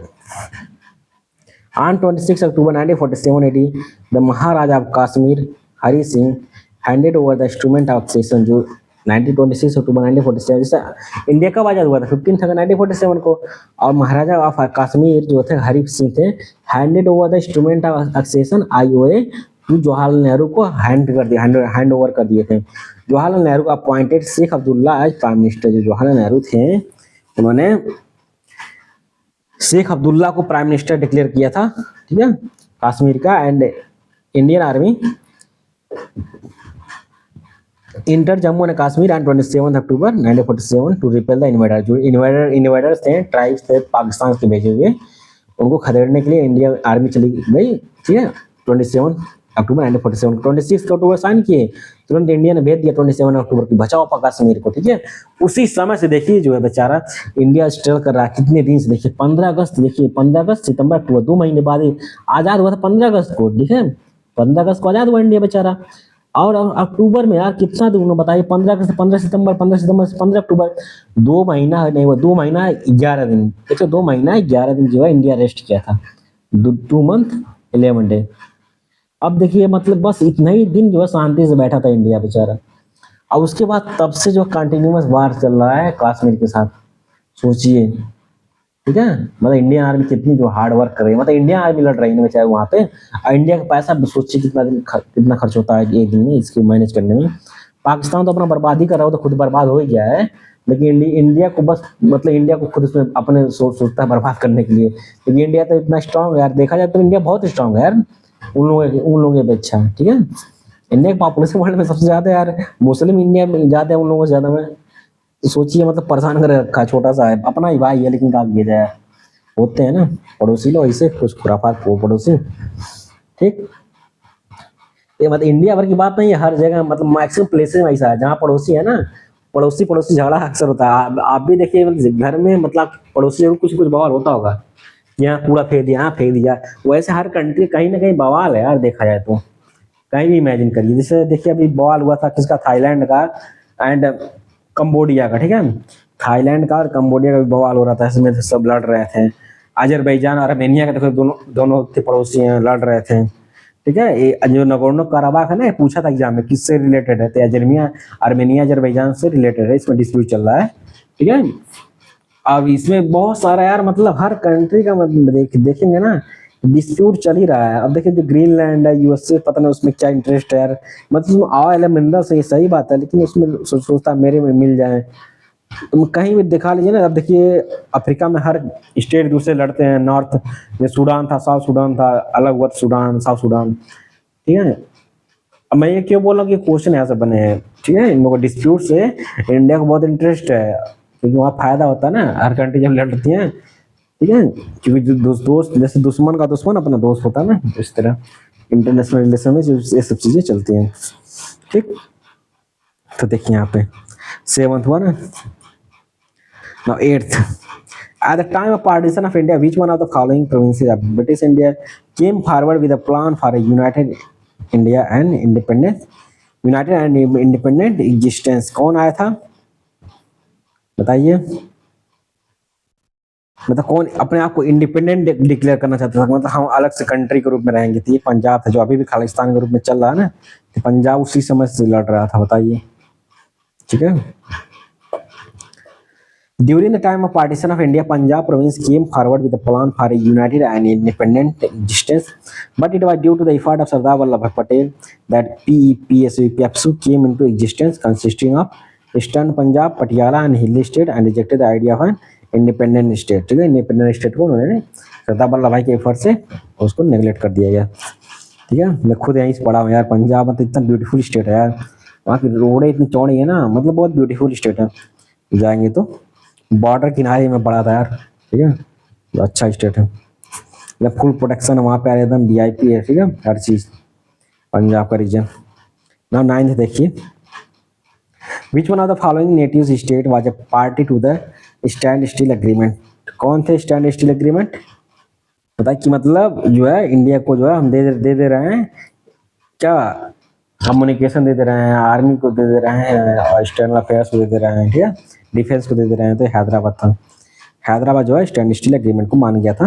और जम्मू कश्मीर तो इंस्ट्रूमेंट एक्सेशन दिया था ना, आईओसी, यही इंस्ट्रूमेंट ऑफ एक्सेशन ये वाला दिया था, ठीक है। ये जम्मू कश्मीर से रिलेटेड है, और स्टैंड स्टिल एग्रीमेंट रिलेटेड है, इससे रिलेटेड हैदराबाद से रिलेटेड है। और जूनागढ़ वाला रिलेटेड किससे, मिलिट्री ऑपरेशन था ना, मिलिट्री ऑपरेशन पोलो था ना, इससे पुलिस एक्शन से रिलेटेड है ये। Stand still agreement was signed, देखिए जूनागढ़ कहाँ पे है, गुजरात वाला, तो हाँ गुजरात वाला सीन है, ठीक है, गुजरात में वहीं पर था जूनागढ़। वो मतलब वहाँ का राजा जो था वो मुस्लिम था, और वहाँ मैक्सिमम हिंदू थे, उसकी जो प्रजा थी। और वो जो है, नहीं ये तो हैदराबाद का सीन है, लेकिन उसमें भी देखिए राजा जो था वही सेम ही कुछ सीरीज था, ठीक है, वहाँ भी पाकिस्तान में जाना चाहता था, लेकिन उन्होंने उससे लड़ाई करना पड़ा, तब इंडिया में आया बाद में। Standstill agreement was sign between the state of Hyderabad and dominion of India 29 November 1947 AD में और साइन किया गया था standstill agreement. This agreement was sign by Nizam Hyderabad, Nizam of Hyderabad. देखिए हैदराबाद इसी में देखिए जो था मुस्लिम रूलर था, लेकिन हिंदू जो मेजोरिटी थी मैक्सिमम वहाँ पे, ठीक है। उस तरह और जूनागढ़ में भी ऐसे सीन था, लेकिन ये बहुत जिद्द था यार, हैदराबाद वाला था ना बहुत जिद्दी था, ये पाकिस्तान में जाना चाहता था, ठीक है। स्टेट मीर कासिम, ठीक है, जो एग्रीमेंट जो साइन किया गया था किसके द्वारा, निजाम ऑफ हैदराबाद, स्टेट मीर उस्मान अली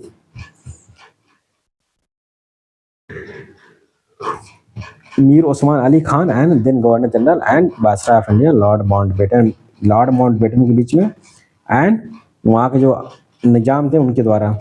ये स्टैंड स्टिल मतलब जैसे हैं वैसे रहेंगे, मतलब इंडिपेंडेंट रहेंगे, ये बोला था। तो उन्होंने ऐसा रूल था ना कि जब इंडिया आजाद हुआ था, उसमें क्या रूल था कि जो स्टेट अलग रहना चाहते हैं वो अलग रह सकते हैं, प्रिंसिपल स्टेट अलग रहना चाहते हैं अलग रह सकते हैं, जो इंडिया के साथ मिलना चाहते हैं तो इंडिया के साथ मिल सकते थे। अब इंडिया उसमें क्या था, इंडिया था जो ब्रिटिश इंडिया स्टेट थी ना, लगभग 48% अराउंड, मोर देन 45% जो है इंडियन लैंड वह ब्रिटिश लैंड थे, ठीक है, ब्रिटिश प्रोविंसेस थे। तो वो तो इंडिया था ही, वही इंडिया था, मतलब 45 जो एबव था। और उसके अलावा प्रिंसिपल स्टेट थे यार, बहुत सारे इंडिपेंडेंट हैं। तो उन लोगों से बोला था कि अब आप लोग स्टैंड अलग रहना चाहते हैं अलग रह सकते हैं, और आप लोग ऑप्शन दिया जाता है इंडिया के साथ रहिए या पाकिस्तान के साथ रहिए। 3 ऑप्शन मिला था, इंडिया के साथ रहिए या पाकिस्तान के साथ रहिए या तो इंडिपेंडेंट रहिए, 3 ऑप्शन मिला था। मतलब इंडिया को टोटली बाल्कनाइजेशन करना चाहते थे, मतलब इंडिया को पूरी तरह तोड़ना चाहते थे, ठीक है, अलग अलग। ये लोग जहाँ जाते थे ऐसे तोड़ देते थे, डिवाइड एंड रूल करके। जैसे वहाँ पे देखिए अफ्रीका पे देखिए पूरा एकदम सीधी लाइन पर यार, इतना मतलब ऑफिस में बैठ के नक्शे में बंटवारा किए थे लोग, इतना मतलब खुराफाती किए थे यूरोपियन वाले, ठीक है।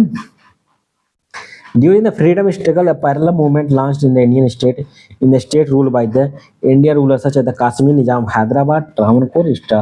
ये कौन सा पैरेलल मूवमेंट था,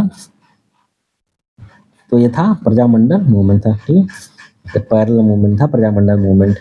In 1920, during freedom struggle, various people's movement were launched in the princely state of the British Raj. This movement were called State People's Conference और प्रजामंडल, इसको क्या बोलते थे, प्रजामंडल बोलते थे।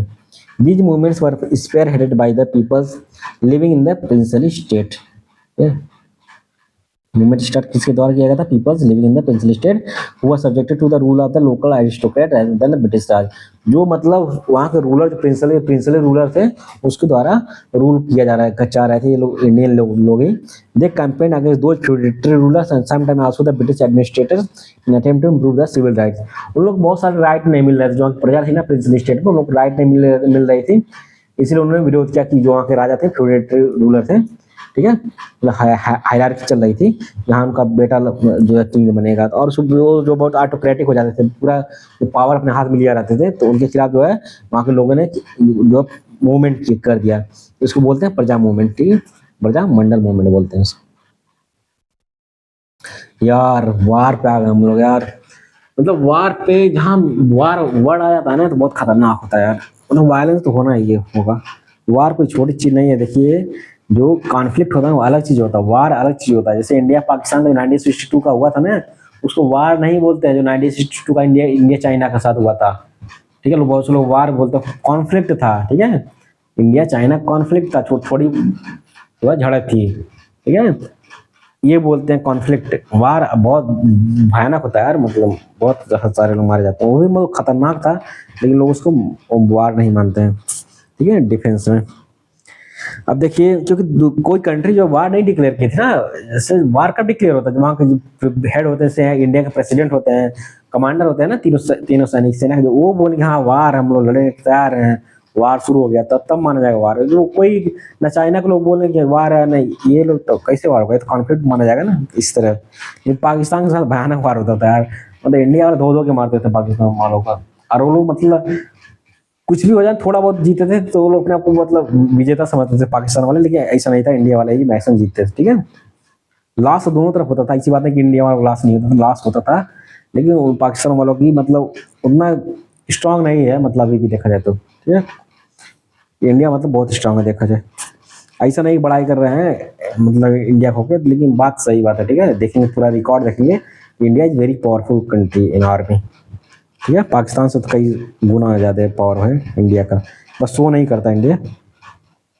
अब देखिए सेकेंड वर्ल्ड वार, ठीक है। सेकेंड वर्ल्ड वार जो है इसको हम लोग पढ़ते हैं।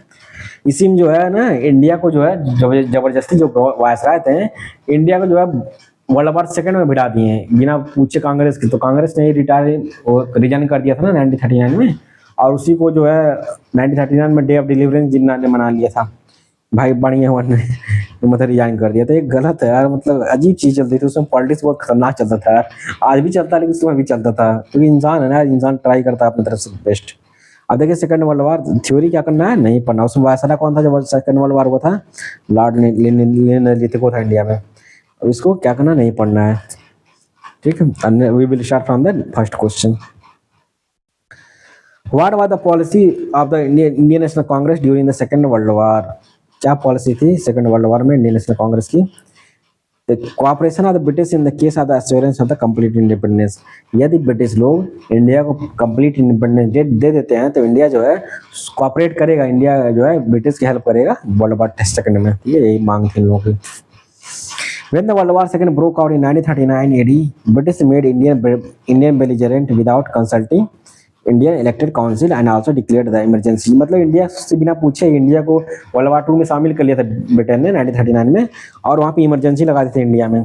The action angered Indians officer and prompted the Congress party to declare that India would not support the war until it had been granted complete independence. और कांग्रेस ने ऐलान किया कि ये गलत है, और इंडिया को जब तक जो है कंप्लीट इंडिपेंडेंस नहीं दे देते पूर्ण स्वराज, तब तक इंडिया जो है पार्टिसिपेट नहीं करेगा। ठीक है, जबरदस्ती करा रहे हैं तो कोई बात नहीं, लेकिन इंडिया जो है इसको नलीफाई करता है। Yes and our statement and reason. Indian National Congress had collaborated assisted British in second world war. गलत है ना, इंडिया कहाँ कोलैबोरेट किया था, हेल्प कहाँ की थी यार, ऐसा कहीं किया था बताओ? नहीं किया था, गलत था, पहला गलत आंसर पहुंच जाएंगे हम लोग आराम से। Because they were expecting to complete independence. Yes complete independence मांग रहे थे लेकिन असिस्ट नहीं किया था। ठीक है, तो देखिए यहाँ पे दोनों सही नहीं है। यहाँ पे अब देखिए पहला तो गलत है, हाँ पहला गलत दिखा रहा है जो है। यस जो है स्टेटमेंट फॉल्स है, आर सही है, तो कहाँ है, एक मिनट, फर्स्ट ही रॉन्ग है। ठीक है, इंडियन नेशनल कांग्रेस हेल्प नहीं किया था, याद रखना। Because they were expecting to complete independence, help कहाँ किया था, कंप्लीट इंडिपेंडेंस जो है मांगे तो थे, ठीक है, एक्सपेक्ट नहीं कर रहे थे। कहाँ एक्सपेक्ट किए वो लोग देंगे, कहाँ दिए थे यार, वो जान रहे थे लोग देंगे नहीं, इसलिए उन्होंने मना कर दिया। डिमांड तो भले की थी, एक्सपेक्ट भाई जब कुछ कहेंगे तब ना एक्सपेक्ट करेंगे, जब बोले नहीं तो कैसे एक्सपेक्ट कर सकते हैं, तो गलत है ना, दोनों गलत हो गया। We will your answer. During the Second World War, the proposal approved by the Indian National Congress criticized Nazism। जो इंडियन नेशनल कांग्रेस ने क्रिटिसाइज की थी नाजिज्म की, फासिज्म की एंड नाजी की निवेदना। देखिए नाजिज्म मतलब जो वहाँ का था, जर्मनी का था, ठीक है, क्रिटिसाइज किया था, फासिज्म को क्रिटिसाइज किया था, जो इटली का जो था ना, फ्रांस का नेपोलियन था, और इटली का मुसोलिनी था ना, तो मुसोलिनी जो है फासिज्म की बात की, जो कंप्लीट नेशनलिज्म की बात करता है फासिज्म, ठीक है, मुसोलिनी कहाँ का, इटली का। And Nazi invasion of Poland, और नाजी लोग जो थे पोलैंड पे आक्रमण किया था ना, तो उसको बहुत कंडेम किया था, निंदा की थी। It was declared under the proposal that India could not take part in any such war which is being fought to protect the democratic, ठीक है, India could not take part in any such war which is being fought to protect the democratic liberty while itself being deprived of liberty। मतलब India जो है किसी वार में भाग नहीं ले सकता जब खुद जो है अब लिबर्टी नहीं है, तो कैसे दूसरों की लिबर्टी के लिए भाग लेगा बताओ, ये गलत है ना। देखो वो द स्टेटमेंट आर करेक्ट। तो भाई कहाँ थी यार, इंडिपेंडेंस था कहाँ, नहीं था ना, कैसे मिलेगा, कैसे वो लोग भाग लेंगे, पार्टिसिपेट करेंगे वर्ल्ड वार टू में।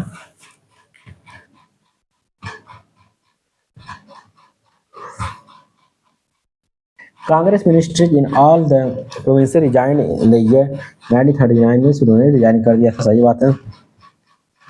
The Congress did not accept the decision of the viceroy to declare war against the Germany in the context of the world war second, सही बात है, ये बात सही है, तो दोनों सही है।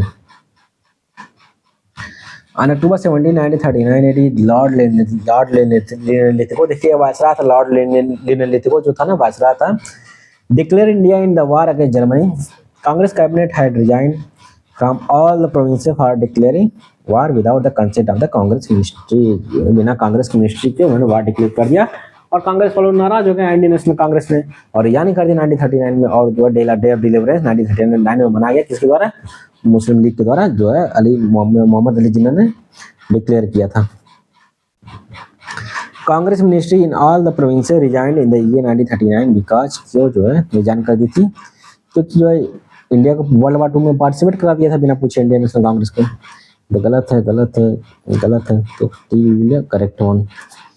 After 28 months after 10 years, the cabinet of the Congress resigned in 1939-80 because British government had declared India as a war-torn country without the consent of the Indians. When did the Second World War end? कब India का second world वार? ये हुआ था 1945 में। Second world war and हो गया था, ठीक है। कब एंड हुआ था? तो 1945 में एंड हो गया था। The Second World War commenced on the 1st September 1939 AD with the invasion of the Germany over Poland. Second World War था, commenced कब हुआ था? 1 सितंबर 1939 को commenced हुआ था with the invasion of the Germany over Poland. Germany ने Poland को शुरू कर दिया था अटैक करके 1 सितंबर 1939 को शुरू हुआ था। इंडियड आफ्टर 6 ईयर 1945 को इन्होंने इंडिया हुआ था, 1945 में ये जो है इंड हुआ था। ठीक है, कब इंड हुआ था? 6 ईयर्स आफ्टर 6 ईयर 1945 में। या जो है हिरोशिमा नागासाकी में ना बम गिरा था अगस्त में, उसी समय अगस्त में ही खत्म हो गया था।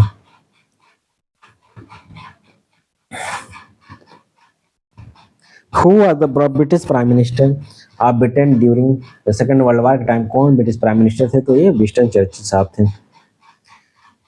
Among the given options, Winston Churchill was the Prime Minister of Britain during the Second World War. His tenure was from 1940 से 45 and देखिए 2 टाइम वो बने थे Winston Churchill.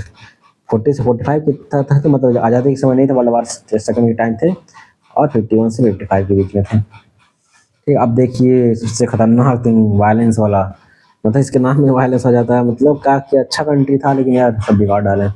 Demand for Pakistan, मतलब वी विल स्टडी, ठीक है, demand for we will study the, ठीक है, डिमांड फॉर पाकिस्तान, ठीक है, डिमांड फॉर पाकिस्तान पढ़ा जाए,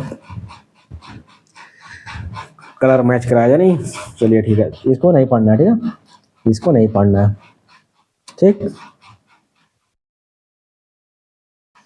सो we let's start with the first question कि जो डिमांड पाकिस्तान की थी कैसे शुरू हुई थी, कैसे खत्म हुई थी। देखिए फर्स्ट क्वेश्चन क्या बोल रहा है, who among the following had primarily used the word Pakistan for separate state for Indian Muslim. Indian Muslim के लिए कौन जो है इसमें सेपरेट वर्ड यूज किया था, separate state for Indian Muslim. कौन डिमांड किया था कि पाकिस्तान जो है, ठीक है, जो इंडियन मुस्लिम का सेपरेट स्टेट बनेगा उसको पाकिस्तान किसने नाम दिया था? तो कौन दिया था बताइए? ये दिए थे Chaudhary Rahmat Ali and his friend, जो है इन्होंने दिया था, ठीक है। The word Pakistan later Pakistan, देखिए पहले पाकिस्तान था, मतलब पाक मतलब पवित्र होता है, मतलब स्थान होता है। Later Pakistan was primarily used by the student of the Cambridge university Chaudhry Rahmat Ali and in his letter entitled now or never are we to live or perish forever. Now or never are we live or perish forever. इसका मतलब अभी नहीं तो कभी नहीं, या तो हम जिएंगे या तो हमेशा के लिए खत्म हो जाएंगे। तो ये कौन बोले थे? चौधरी रहमत अली साहब बोले थे, ठीक है, चौधरी रहमत अली, ठीक।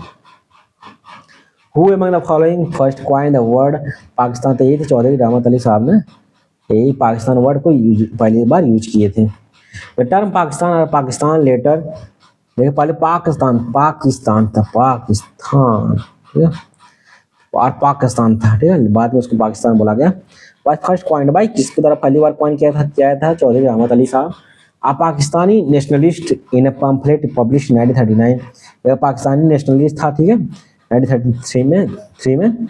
The word was found by combining the names of the regions, the word was found by combining the names of the region. जो पाकिस्तान कैसे बना था, कई रीजन्स का नाम जो है इन्होंने लिया था, ठीक है, कई रीजन का पहला वर्ड जो है इन्होंने कंबाइन कर दिया था। जैसे देखिए पी से पाकिस्तान, पंजाब, ए से अफगान। अब देखिए पंजाब जो इंडिया भर में नहीं है, ये पंजाब जो है वहां पे भी है, पाकिस्तान में भी ऐसा पंजाब है, इस समय भी, ठीक, कंफ्यूज मत होइएगा, ठीक। अफगानिस्तान, अफगानिस्तान प्रोविंस देखिए, north west India province. Kashmir हो गया ना, पी ए के पाक। अब अस्तान देखिए, सिंध एंड बलूचिस्तान, ठीक है, सिंध अस्तान, ठीक है, सिंध स्थान मतलब स्थान, Baluchistan. The idea Pakistan gain further momentum leading to the creation of independent state of Pakistan in 1947 में पाकिस्तान का फाउंडेशन हो गया था इसके थ्रू ही। Idea of separate nation for Muslim was given by, किसके द्वारा सेपरेट नेशन का थ्योरी जो है दिया गया था, आइडिया दिया गया था फॉर मुस्लिम। तो ये थे, कौन थे, ये थे सर मोहम्मद इकबाल साहब ने सेपरेट मुस्लिम का आइडिया दिया था। चौधरी रहमत अली ने पाकिस्तान का वर्ड दिया था, और सेपरेट स्टेट किसने बोला था, ये सर मोहम्मद इकबाल साहब बोले थे, सर मोहम्मद इकबाल बोले थे इसको। The poet and political philosopher Mohammad Iqbal is considered as the originator of the idea of a separate Muslim nation, inspired by the spirit of pan-Islam in All India Muslim League at Allahabad session in 1930 में उन्होंने बोला था, Allahabad session 1930 में। Mohammad Iqbal said, I would like to see Punjab, the northwest frontier province, Sindh and Balochistan amalgamated into a single state, self-government within the British Empire, or मतलब self government रहेगा within the British empire or without the British empire. Formation of a consolidated north west Indian Muslim state appears to me the final destiny of the Muslims at least of the north west India. Who among the following first put forward the proposals for a separate Muslim state in India. कौन बोले थे, मोहम्मद इकबाल साहब बोले थे कि separate state होना चाहिए India के लिए। During his landmark presidential address to the annual session of the All India Muslim League at Allahabad in 1930 में, ऑल इंडिया मुस्लिम लीग जो सेशन हुआ था इलाहाबाद में 1930 में, जैसे 1929 में इंडिया ने बोला था पूर्ण स्वराज, और 1930 में एक ही साल बाद इनको भी सोचा कि चलो इंडिया कॉपी किया जाए, तो उन्होंने बोला कि हमको सेपरेट स्टेट चाहिए मुस्लिम के लिए 1930 में। Iqbal declared Hindu and Muslim to be two separate nation in the light of religious, social, cultural and historical context. Who among the following led the movement for the separate state Pakistan? कौन जो separate state Pakistan, देखिए क्या बोल रहे हैं, मैं कौन lead किया था मूवमेंट का, मतलब पाकिस्तान स्टेट का नहीं बोल रहा है, पाकिस्तान स्टेट का तो ये थे, कौन थे, इकबाल साहब थे, ठीक है, कौन थे, इकबाल साहब थे ना, मोहम्मद इकबाल साहब थे। अब बट जो लीड कौन किया था movement for the separate state Pakistan, ये थे मोहम्मद अली जिन्ना थे। From March 22 to 24, 1948, the session of the Muslim League was held at Lahore in presidency of the Muhammad Ali Jinnah. In this session, he demanded a separate Muslim nation apart from India. Jinnah said in his speech that he would not accept anything other than a separate Muslim nation.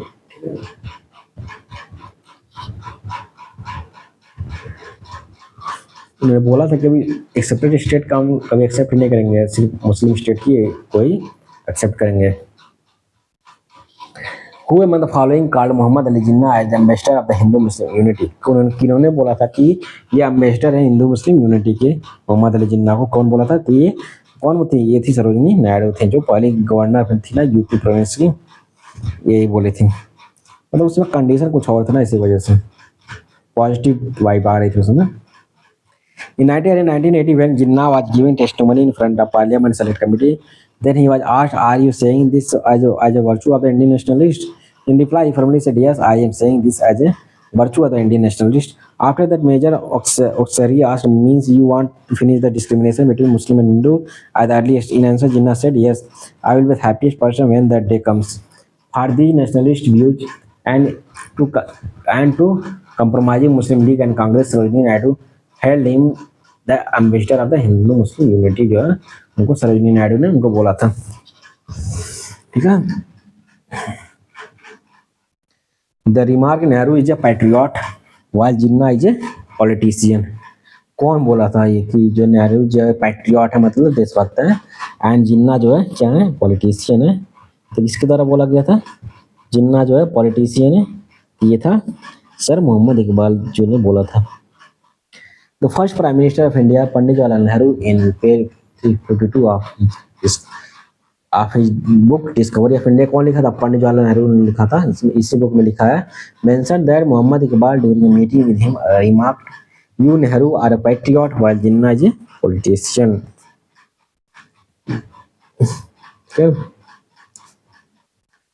Which of the following statement is not true about Mohammad Ali Jinnah के बारे में कौन सा सही नहीं है? He was a dairy, ये आलोच है डेयरी, ई कैसे यार, मतलब डेयरी क्यों रखेंगे यार, वो तो लायर थे ना।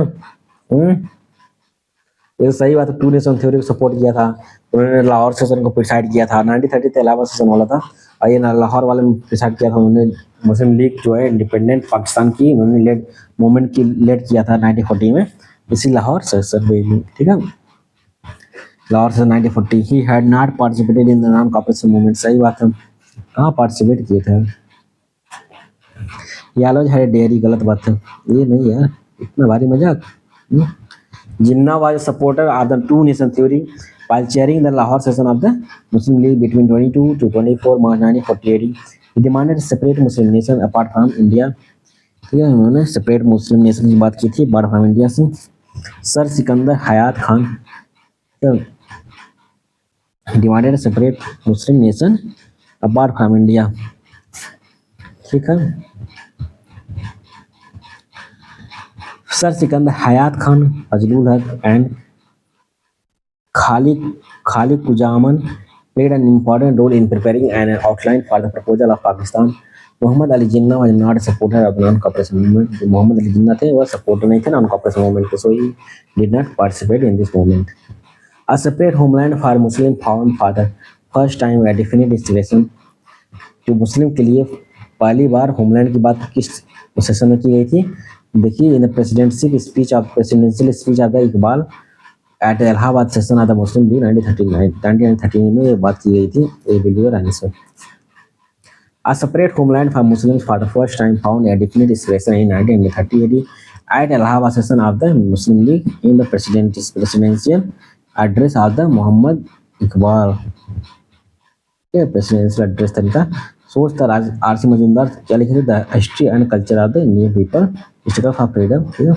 वाल the student of Cambridge university Chaudhry Rahmat Ali, इन्होंने पाकिस्तान वर्ड का क्रिएशन किया था, कौन? Chaudhary Rahmat Ali. Had primarily used the word Pakistan की बात की थी, letter became Pakistan. In 1933 in his pamphlet name now or never are will live और पेरिश फॉरएवर, ये 1939 में 1933 में।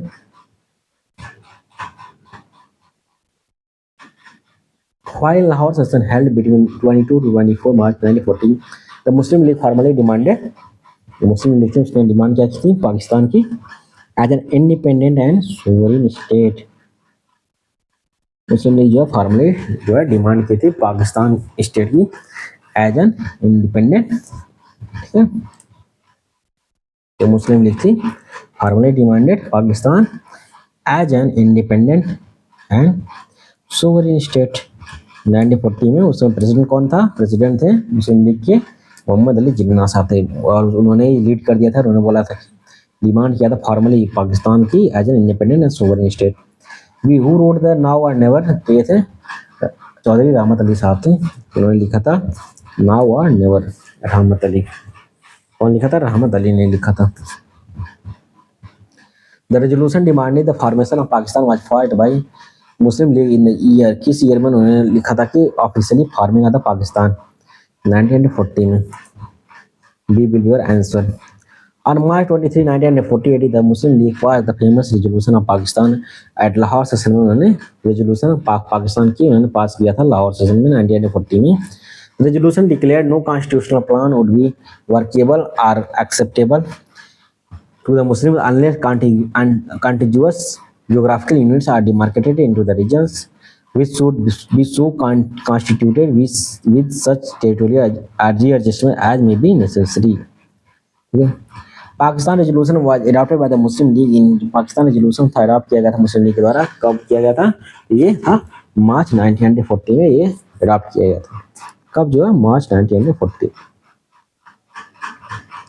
Who has moved a resolution for the creation of the Pakistan is the Muslim league session आता है 1940 में, कौन जो है मूव किया था रेजोल्यूशन का creation of the Pakistan as the Muslim league session of 1940, तो ये खलीकुज्जमान जो है खलीकुज्जमान जो है रेजोल्यूशन पास किए थे या मूव किए थे। Annual session of the Muslim league was held at Lahore session Lahore between 22 to 24 March 1948, during which the famous Lahore resolution was passed। ठीक है, इसी समय जो है फेमस रेजोल्यूशन जो है पास कर दिया गया था, and it was demanded that a separate Muslim nation Pakistan would be formed apart from India. This resolution was presented by Fazlul हक। इस रेजोल्यूशन को प्रेजेंट किया गया था किसके द्वारा? Fazlul Haq, and approved by खलीकुज्जमान द्वारा इसको अप्रूव किया गया था। Sir Sikandar Hayat Khan, Fazlul Haq and खलीकुज्जमान had played an important role in the preparing its outline। The Pakistan resolution was drafted by, जो पाकिस्तान रेजोल्यूशन था इसके द्वारा ड्राफ्ट किया गया था, तो ये सिकंदर हयात खान के द्वारा इसको ड्राफ्ट किया गया था। क्या चीज? सिकंदर हयात खान के द्वारा पाकिस्तान रेजोल्यूशन को ड्राफ्ट किया गया था, सिकंदर हयात खान। ठीक, पाकिस्तान रेजोल्यूशन ड्राफ्ट किया गया था किनके द्वारा? सिकंदर हयात खान के द्वारा। Muslim league in its Lahore session of March 1940 passed the Pakistan resolution. जो मुस्लिम लीग थी in its Lahore session of March 1940 जो है इसको देखिए ड्राफ्ट सिकंदर हयात ने किया था। यहाँ देखिए मैं पढ़ाया हूँ ना, कौन ड्राफ्ट किया था? फजलुल हक जो है इसको प्रेजेंट किए थे और अप्रूव बाय खाली कुम्मन के द्वारा जो है इसको, लेकिन ड्रॉप किया गया था देखिए सिकंदर हयात खान के द्वारा। देखिए सर सिकंदर हयात खान जो है इसको ड्राफ्ट किए थे। Muslim league in Lahore session of the March 1940 passed the Pakistan resolution was drafted by Sikandar Hayat Khan के द्वारा इसको ड्राफ्ट किया गया था, and presented on 23 March 1940 by Fazlul Haq. इसको कब प्रेजेंट किया गया था? 1940 में फजलुल हक के द्वारा प्रेजेंट किया गया था, और ड्राफ्ट किसके द्वारा किया गया था? सिकंदर हयात खान के द्वारा ड्राफ्ट किया गया था। 1940 जो लाहौर सेशन था, इतना याद रखिएगा, लाहौर सेशन था मुस्लिम लीग का 1940 में। The Muslim League annual session which give effect to Jinnah's two nation theory was held in, तो ये थी लाहौर जो है टू नेशन थ्योरी को प्रोपेगेट की थी। ये आंसर हो जाएगा ए विल बी आंसर की Lahore. The annual session of the Muslim League was held in Lahore between 22 to 24 March 1940। The two nation theory of the Jinnah was recognized at Lahore। जो two nation theory थी या जिन्ना द्वारा recognise की गई थी at Lahore में। The draft related to this resolution, जो draft थी, ठीक है, draft related to this resolution was prepared by Sikandar Hayat Khan द्वारा इस ड्राफ्ट को प्रिपेयर किया गया था, and Fazlul Haq presented the resolution on March 23 1940 को इसको प्रेजेंट किया गया था। Muslim League had put their proposal of the division of India in the session of Lahore. Muslim league जो है इंडिया के डिवीजन की बात किसने की थी? लाहौर सेशन में 1940 में। When did the Muslim league celebrate the Pakistan day? कब जो है इन्होंने सेलिब्रेट किया था पाकिस्तान डे का? 23 मार्च 1943। जैसे इंडिया जो सेलिब्रेट किया था ना 1929 में, पूर्ण स्वराज की बात की थी 1930 में 26 जनवरी को उन्होंने सेलिब्रेट किया था फर्स्ट इंडिपेंडेंस डे। इसमें जो रिपब्लिक डे मनाया जाता है 26 जनवरी 1930 को, इसी तरह इन्होंने 23 मार्च 1943 को उन्होंने पाकिस्तान डे मना लिया था। कब? 23 मार्च 1943 को। The annual session of the Muslim League was held at Lahore। Annual session था मुस्लिम लीग का जो हेल्ड हुआ था लाहौर में 1940 में, ठीक है, in the presidentship of the Mohammad Ali Jinnah. किसके प्रेसिडेंटशिप में? मोहम्मद अली जिन्ना के प्रेसिडेंटशिप में, under which a resolution was pass, जिसके अंदर में जो है रेजोल्यूशन पास किया गया था, and it was demanded that a separate Muslim nation Pakistan should be form. और डिमांड किया गया था कि सेपरेट मुस्लिम नेशन जो है पाकिस्तान को फॉर्म किया जाएगा अपार्ट फ्रॉम इंडिया, या इंडिया के अलावा। ठीक,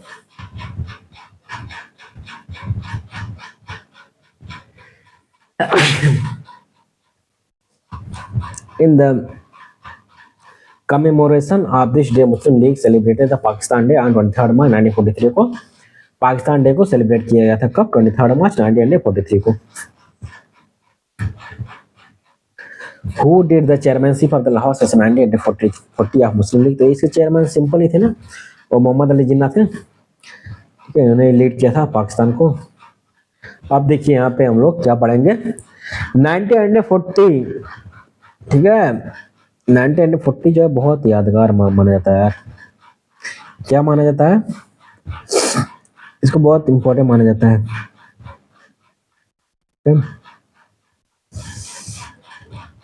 1940 जो था, इसमें क्वेश्चन बनता है बस दो ही बनता है, ये दो तीन थे, लेकिन बनता मैक्सिमम हमेशा टाइम, ठीक है, जो टफ करना रहता है। तो इंडिविजुअल सत्याग्रह जो था 1914 है, इसमें जो है हम लोग आगे पढ़ेंगे कि जो थे विनोबा भावे पहला सत्याग्रही थे, दूसरा जवाहरलाल नेहरू, तीसरा था ब्रह्मगुप्त थे, तीसरे महात्मा गांधी ने चुना था 1940 में। क्रोनोलॉजी याद रखिएगा, ईयर थोड़ा याद रख लीजिए, पूछ लिए इंपॉर्टेंट है। 42 मत मारिएगा, 40 मारिएगा, नहीं तो बहुत लोग समझते हैं कि जेल में चले गए थे 9 अगस्त को 1942 में क्विट इंडिया मूवमेंट के बाद, तो यही बना था इंडिविजुअल सत्याग्रह। नहीं, ये पहले बन गया था, अगस्त आफ्टर जब फेल हुआ था तो इंडिविजुअल सत्याग्रह बन गया था 1940 वाला।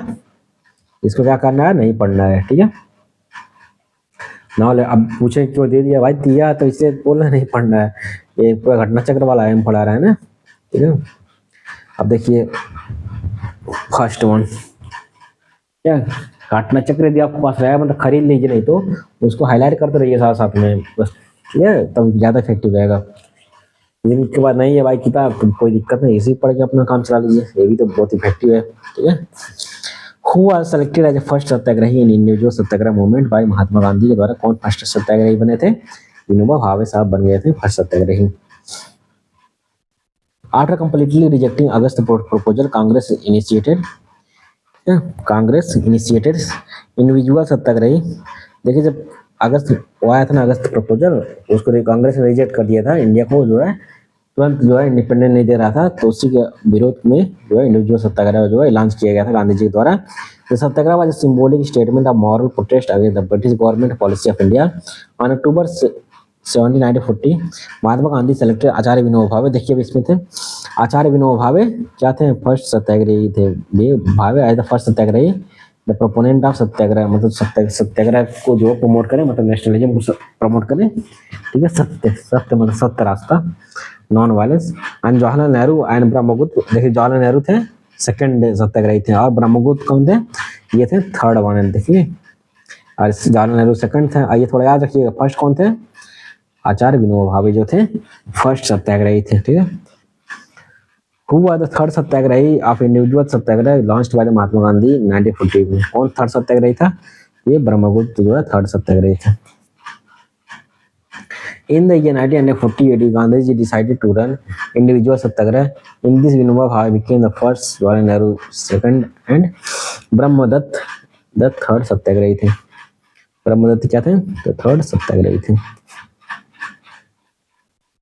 Who was the first Satyagrahi of the individual Satyagraha movements? इनमें से कौन जो है फर्स्ट सत्याग्रही थे इसके ऑफ इंडिविजुअल सत्याग्रह मूवमेंट के। Who was the first satyagrahi of the individual satyagraha movement के, कौन थे फर्स्ट सत्याग्रही, ये थे विनोबा भावे जो थे, ये थे फर्स्ट सत्याग्रही थे, ठीक है। विनोबा भावे वो क्या थे, फर्स्ट सत्याग्रही थे। Who started the individual civil disobedience, कौन जो स्टार्ट किया था इंडिविजुअल सिविल डिसोबीडियंस, तो ये थे विनोबा भावे साहब जो थे स्टार्ट किया था क्या, इंडियन सिविल डिसोबीडियंस, ठीक है। In the individual Satyagraha Vinoba Bhave was chosen as the first Satyagrahi. Who was second, Pandit Jawaharlal Nehru second थे, ब्रह्मगुप्त जो है थर्ड थे। या भी पढ़ा ना, ब्रह्मगुप्त कौन थे, थर्ड थे। ब्रह्मदत्त थे, गुप्त नहीं थे यार, ब्रह्मदत्त थे, ये याद रखना नहीं तो भूल जाओगे भाई। ब्रह्मदत्त थे थर्ड थे, और जवाहरलाल नेहरू सेकंड थे, विनोबा भावे थर्ड थे। विनोबा भावे फर्स्ट थे, जवाहरलाल नेहरू सेकंड थे, थर्ड कर कौन थे, ब्रह्मदत्त से थर्ड थे सत्याग्रही, मतलब जो सत्य को नेशनलिज्म को प्रमोट करे, यही बस जान लीजिए, ठीक है, देश को आजाद कराने के लिए, ठीक है। देखिए प्रोपोनेंट ऑफ सत्याग्रह, इसका तो मैं बताया हूँ ना, बी वाला आंसर होगा, पंडित जवाहरलाल नेहरू। अब नेक्स्ट क्वेश्चन 6 वाला देखिए। इन 1914 Vinoba Bhave started individual satyagraha from. जो विनोबा भावे थे इन्होंने इंडिविजुअल सत्याग्रह को इन्होंने स्टार्ट किया था, कहाँ से? तो ये थे पवनार महाराष्ट्र से इन्होंने स्टार्ट किया था, पवनार महाराष्ट्र। इन 1940 Vinoba Bhave started individual satyagraha from Paunar Maharashtra से, ठीक है, फ्रॉम पवनार महाराष्ट्र से इन्होंने इंडिविजुअल। अब ये पूछता है, याद रखना, इंडिविजुअल सत्याग्रह विनोबा भावे ने कहाँ शुरुआत की थी 1940 में? पवनार महाराष्ट्र से। After rejecting August proposal, individual satyagrah was started under the leadership of the Mahatma Gandhi. He chooses Vinoba Bhave, इन्होंने विनोबा भावे को चूज किया था 1940 में at the first satyagrahi. Vinoba Bhave start individual satyagraha from Paunar Maharashtra. जो विनोबा भावे थे उन्होंने स्टार्ट किया था अपना इंडिविजुअल सत्याग्रह कहाँ से? फ्रॉम पवनार महाराष्ट्र से। The word Sarvodaya was primarily used bye, जो सर्वोदय हुआ जो है प्राइमरली यूज्ड बाय, किसके द्वारा? सर्वोदय जो है यूज किया गया था, ये महात्मा गांधी के द्वारा जो है सर्वोदय को यूज किया गया है, ठीक है, Mahatma Gandhi. The word Sarvodaya was primarily used by, Mahatma Gandhi के द्वारा सर्वोदय यूज किया गया है, ठीक है। सर्वोदय मतलब सबका उदय, मतलब सबका विकास। The word Sarvodaya was primarily used by Mahatma Gandhi. Vinoba Bhave establish the Sarvodaya Samaj to promote the ideas of Mahatma Gandhi, ठीक है, महात्मा गांधी के आइडिया को प्रमोट करने के लिए उन्होंने सर्वोदय समाज को प्रमोट किया था। Given below are two statements in which one is labelled as assertion and region। assertion और रीजन देखिए क्या बोल रहा है। In October 1940 Gandhi ji gave call for a limited satyagraha by few selected individual, सही बात है। The satyagraha was kept limited so as to embarrass Britain's war effort, सही बात है, लिमिट करने की सोचा था कि ब्रिटिश वॉर एफर्ट को, जिसमें इंडिया को उन्होंने पार्टिसिपेट करा लिया था, तो दोनों सही बात है और करेक्ट एक्सप्लेनेशन भी है। और यार पूछ लिया था, उसका एग्जाम भी जस्ट खत्म हुआ ना। After refusing August offer completely Gandhi ji on 17 October 1948 call for limited satyagraha, उन्होंने लिमिटेड सत्याग्रह को प्रमोट किया। इंडिविजुअल सत्याग्रह बाय, या लिमिटेड सत्याग्रह मतलब individual satyagraha, by few selected individual. The limited satyagraha had two aims: to show the displeasure of people of India with British and India participation in war, and to give another chance to British government to accept the demands of Indian people। मतलब उन्होंने दो reason से शुरुआत किया था कि जो है जो लिमिटेड सत्याग्रह था या इंडिविजुअल सत्याग्रह था। पहला क्या था कि मतलब दिखाने के लिए कि इंडिया जो है नाराज है, जो मतलब इंडिया को उन्होंने पार्टिसिपेट करा लिया था बिना पूछे, और दूसरा था कि मतलब ब्रिटिश को एक और चांस दिया जाए जिससे इंडिया को अपना डोमिनियन स्टेटस मिल जाए। Gandhi ji and Congress did not want to disrupt war effort. Gandhi ji Congress जो है वो जो वॉर एफर्ट को डिसरप्ट नहीं करना चाहती थी, ठीक है। Did not want to disrupt war effort to British by starting mass movement due to their anti Nazi stand, क्योंकि जो है ब्रिटिश जो एंटी नाजी के खिलाफ है, ठीक है, एंटी नाजी के खिलाफ थे, जो है सभी स्टेट को गुलाम बना रहे थे। अब इंडिया ने सोचा कि ये लोग जर्मनी वाले हम लोग को भी गुलाम बना सकते हैं, इसलिए इंडिया को फाइट करने दो यार, ठीक है, इसलिए उन्होंने बम बजरी, इसलिए उन्होंने मास मूवमेंट नहीं किया था, ठीक है, लेकिन उन्होंने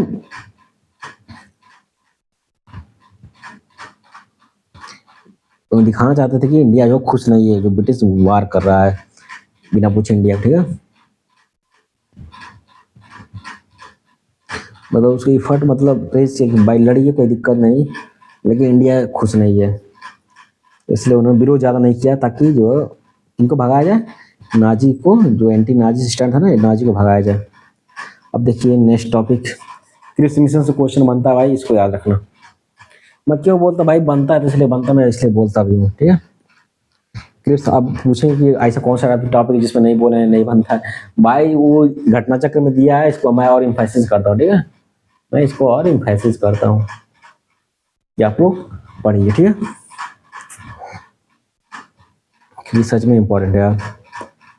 सो क्रिप्स मिशन 1942 को हम लोग पढ़ते हैं छोटे से ब्रेक के बाद, ठीक है। आइए 1 MB के बाद, 1 MB डाटा खर्च करने के बाद आइए, मतलब 1 मिनट ब्रेक, ठीक है, आइए आराम से।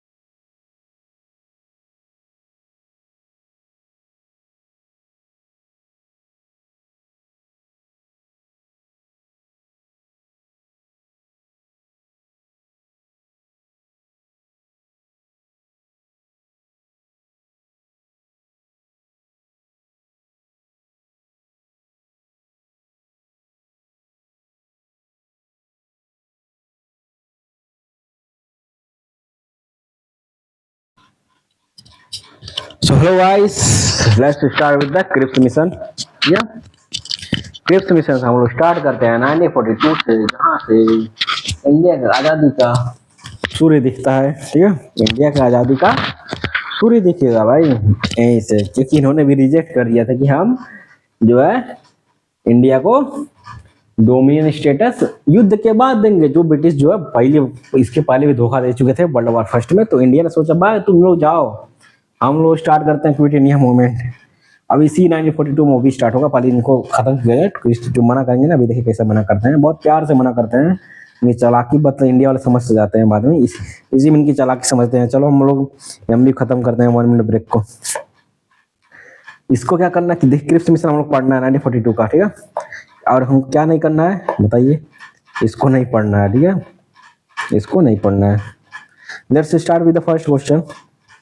इन which year did the Cripps mission came to India? अभी मैंने बोला 1942 में क्विट इंडिया मूवमेंट भी होता है, इसमें इसके पहले ये लोग आ जाते हैं क्रिप्स मिशन वाले। देखिए क्रिप्स मिशन पहले आता है क्विट इंडिया मूवमेंट से, तो याद रखिएगा। ठीक है, B will be your answer.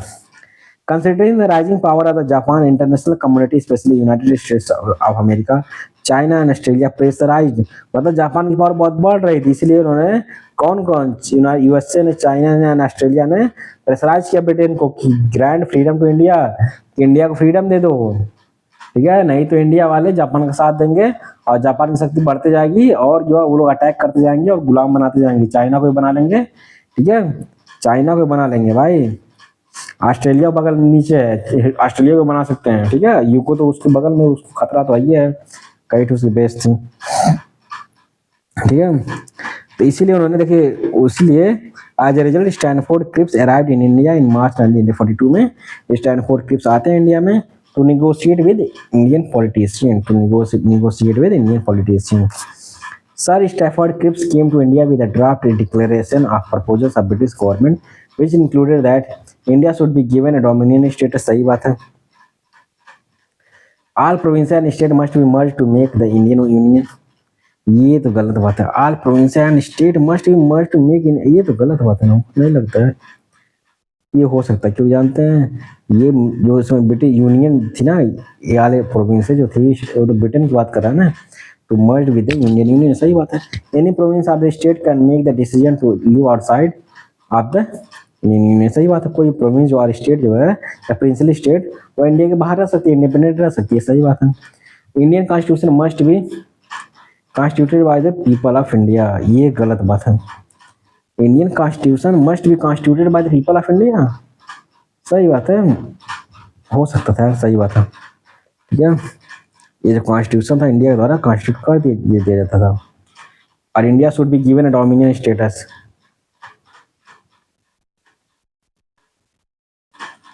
जो क्रिप्स आई थी कि डोमिनियन स्टेटस देने के लिए आई थी, तो इंडिया वाले क्या मांग रहे थे, पूर्ण स्वराज, कंप्लीट इंडिपेंडेंस, तो चारों सही है इसमें।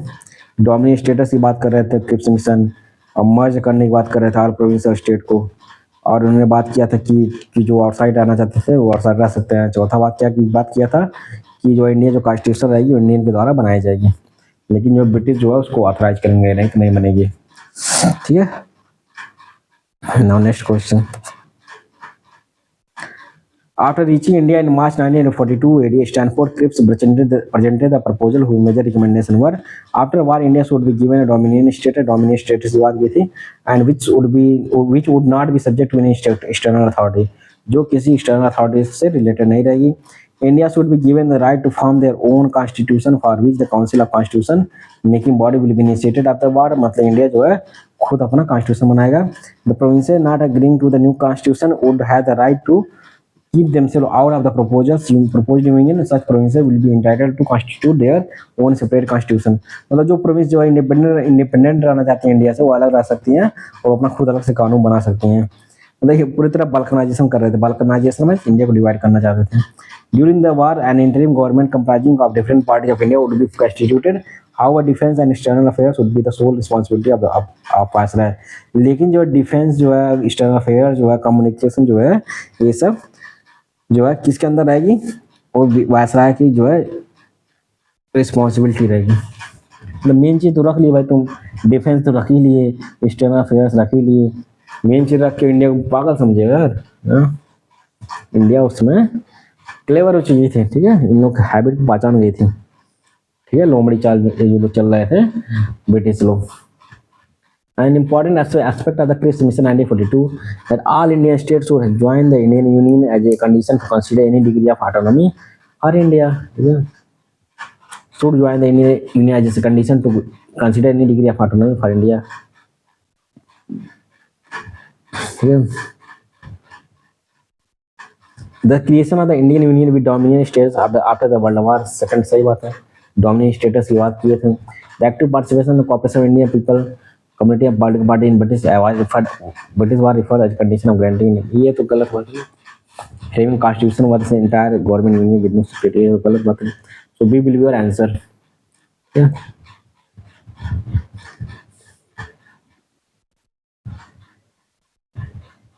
Next one।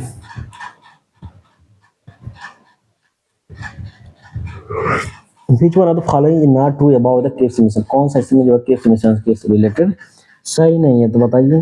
तो फॉर्मेशन ऑफ न्यू इक्विटी कौन कौन सही है, पहले देखिए। डोमिनेट स्टेटस की बात की है तो सही बात है। Acceptance of the constitution framed by the assembly सही बात है। Formation of new educative council with equal representation of both Hindu and Muslim, equal की बात थोड़ी किए थे। तो any province could remain outside the Indian union सही बात है, वो सब अलग रह सकते थे। The plan of Sir Stafford Cripps envisaged that after the Second World War क्या था, इंडिया को डोमिनियन स्टेटस देने की बात बोले थे, ठीक है। कंप्लीट इंडिपेंडेंट नहीं होगा, ठीक। और ये सब ऐसा नहीं कि दो स्टेट बनाना था, India should be given dominion state, इसकी बात की गई थी, लेकिन दो से अलग स्टेट बनेंगे ये नहीं बात की गई थी, ये भी नहीं बात की गई थी।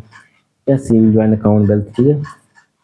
कॉमनवेल्थ मतलब जहाँ जहाँ पे इंडिया ने जिसको कॉलोनी बनाया था जिस कंट्री को, वो उसको जो है कॉमनवेल्थ बोलते हैं पॉलिटिकल टर्म में।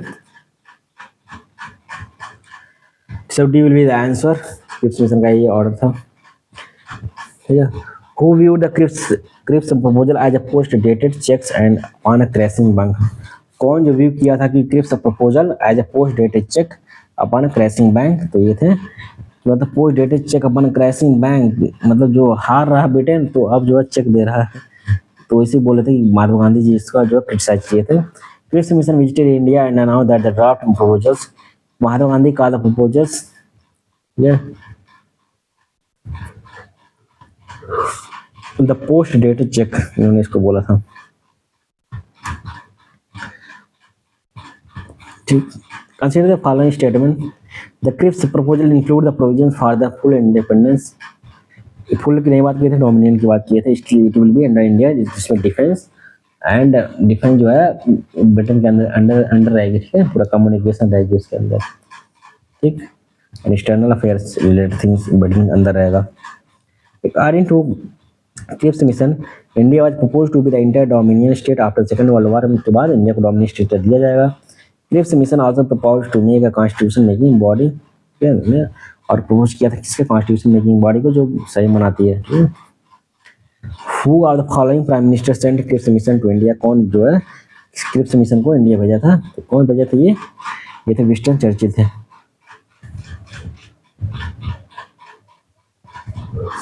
विंस्टन चर्चिल जो है क्रिप्स मिशन को इंडिया भेजे थे।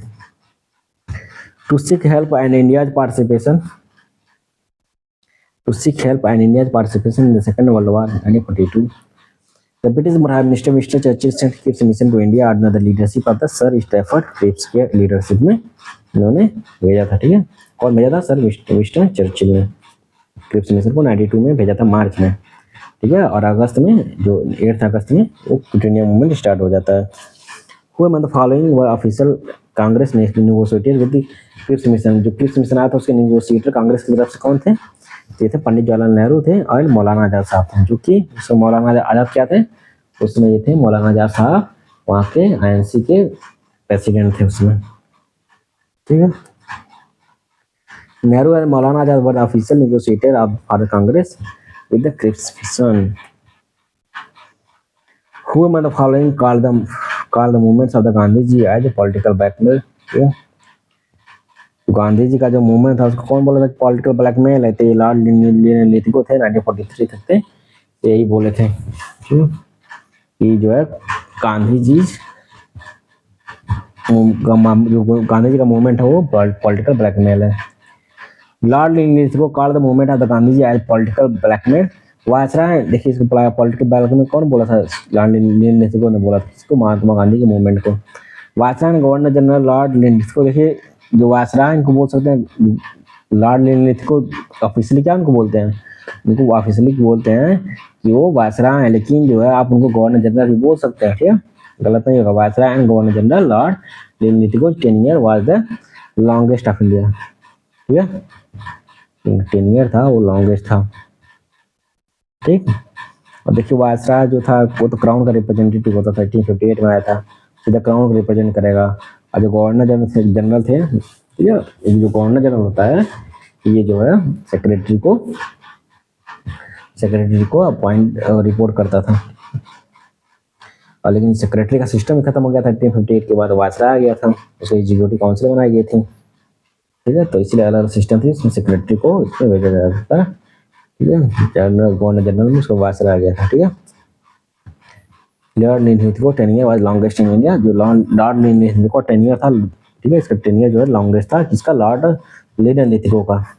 He was the longest serving viceroy of India from 1936 से 43 तक, वो जो है लॉन्गेस्ट सर्विंग वायसराय थे। कौन थे, लॉर्ड लिथगो जो थे,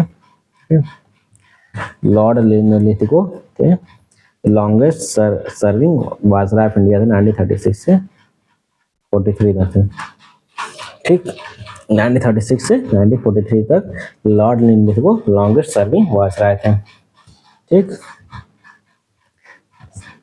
इधर 8 साल, देखिए 12 6 2 8, ठीक है, मतलब 7 साल हुए लगभग, ठीक है। Quit India movement was launched by Mahatma Gandhi during this 10 year. Quit India movement था लॉन्च किया गया था महात्मा गांधी के द्वारा 1942 में, ये लॉर्ड लिथगो के द्वारा लॉन्च किया गया था। लॉर्ड लिथगो का टाइम पीरियड याद कर लीजिए थोड़ा लगभग में, क्योंकि इसमें आज़ादी का टाइम चल रहा था, तो 1936 से 1943 तक था। कौन था, लॉर्ड लिथगो था उसमें। अब देखिए क्विट इंडिया मूवमेंट को हम लोग शुरुआत करेंगे, लंबा टॉपिक है याद रखिएगा, ठीक है, क्विट इंडिया मूवमेंट बहुत लंबा टॉपिक है, ठीक है। इसको हम लोग सोचते हैं ना कि वी विल स्टार्ट इट ना tomorrow, next video will start it, ठीक है, अभी कंप्लीट हो ही नहीं पाएगा इसमें, तो let's we will start it later, ठीक है। क्विट इंडिया मूवमेंट हम लोग आ गए हैं, मतलब बहुत नज़दीक आ गए, यही हमको लगता है लास्ट इम्पॉर्टेंट मूवमेंट है, जिसको हम लोग आराम से पढ़ेंगे, ठीक है, उनको हम लोग कल पढ़ते हैं, ठीक है। तो आपको जैसी वीडियो लगी होगी इसको लाइक एंड सब्सक्राइब कर लीजिएगा, ठीक है, इसका नोटिफिकेशन भी ऑन कर लीजिएगा। मैं इसका प्लेलिस्ट जो है, प्लेलिस्ट इसका बना दिया हूँ, ठीक है, इसका मैं प्लेलिस्ट बना दिया हूँ, वो एंशिएंट मॉडर्न का भी, एंशिएंट और मेडाइवल का बना दिया हूँ, मॉडर्न का कंप्लीट होते ही मॉडर्न उसका प्लेलिस्ट बन जाएगा, लेकिन वीडियो जो है सीरीज वाइज आ रही है, तो वीडियो सेक्शन में जाकर आप लोग इसको देख सकते हैं, ठीक है, अच्छे से पूरा कंप्लीट घटना चक्र है, कोई दिक्कत नहीं है, कोई छूटा नहीं है, तो याद रखिएगा। जो भी इसमें ट्रिक बताया हूँ उसको याद कर लीजिएगा, ध्यान से रखिएगा, तो ठीक है, फिर कल मिलते हैं आराम से, ठीक है, गुड नाइट। इस समय 12 बजने वाला है रात में, ठीक है, हम लोग कल मिलते हैं, तो गुड नाइट, बाय, ठीक।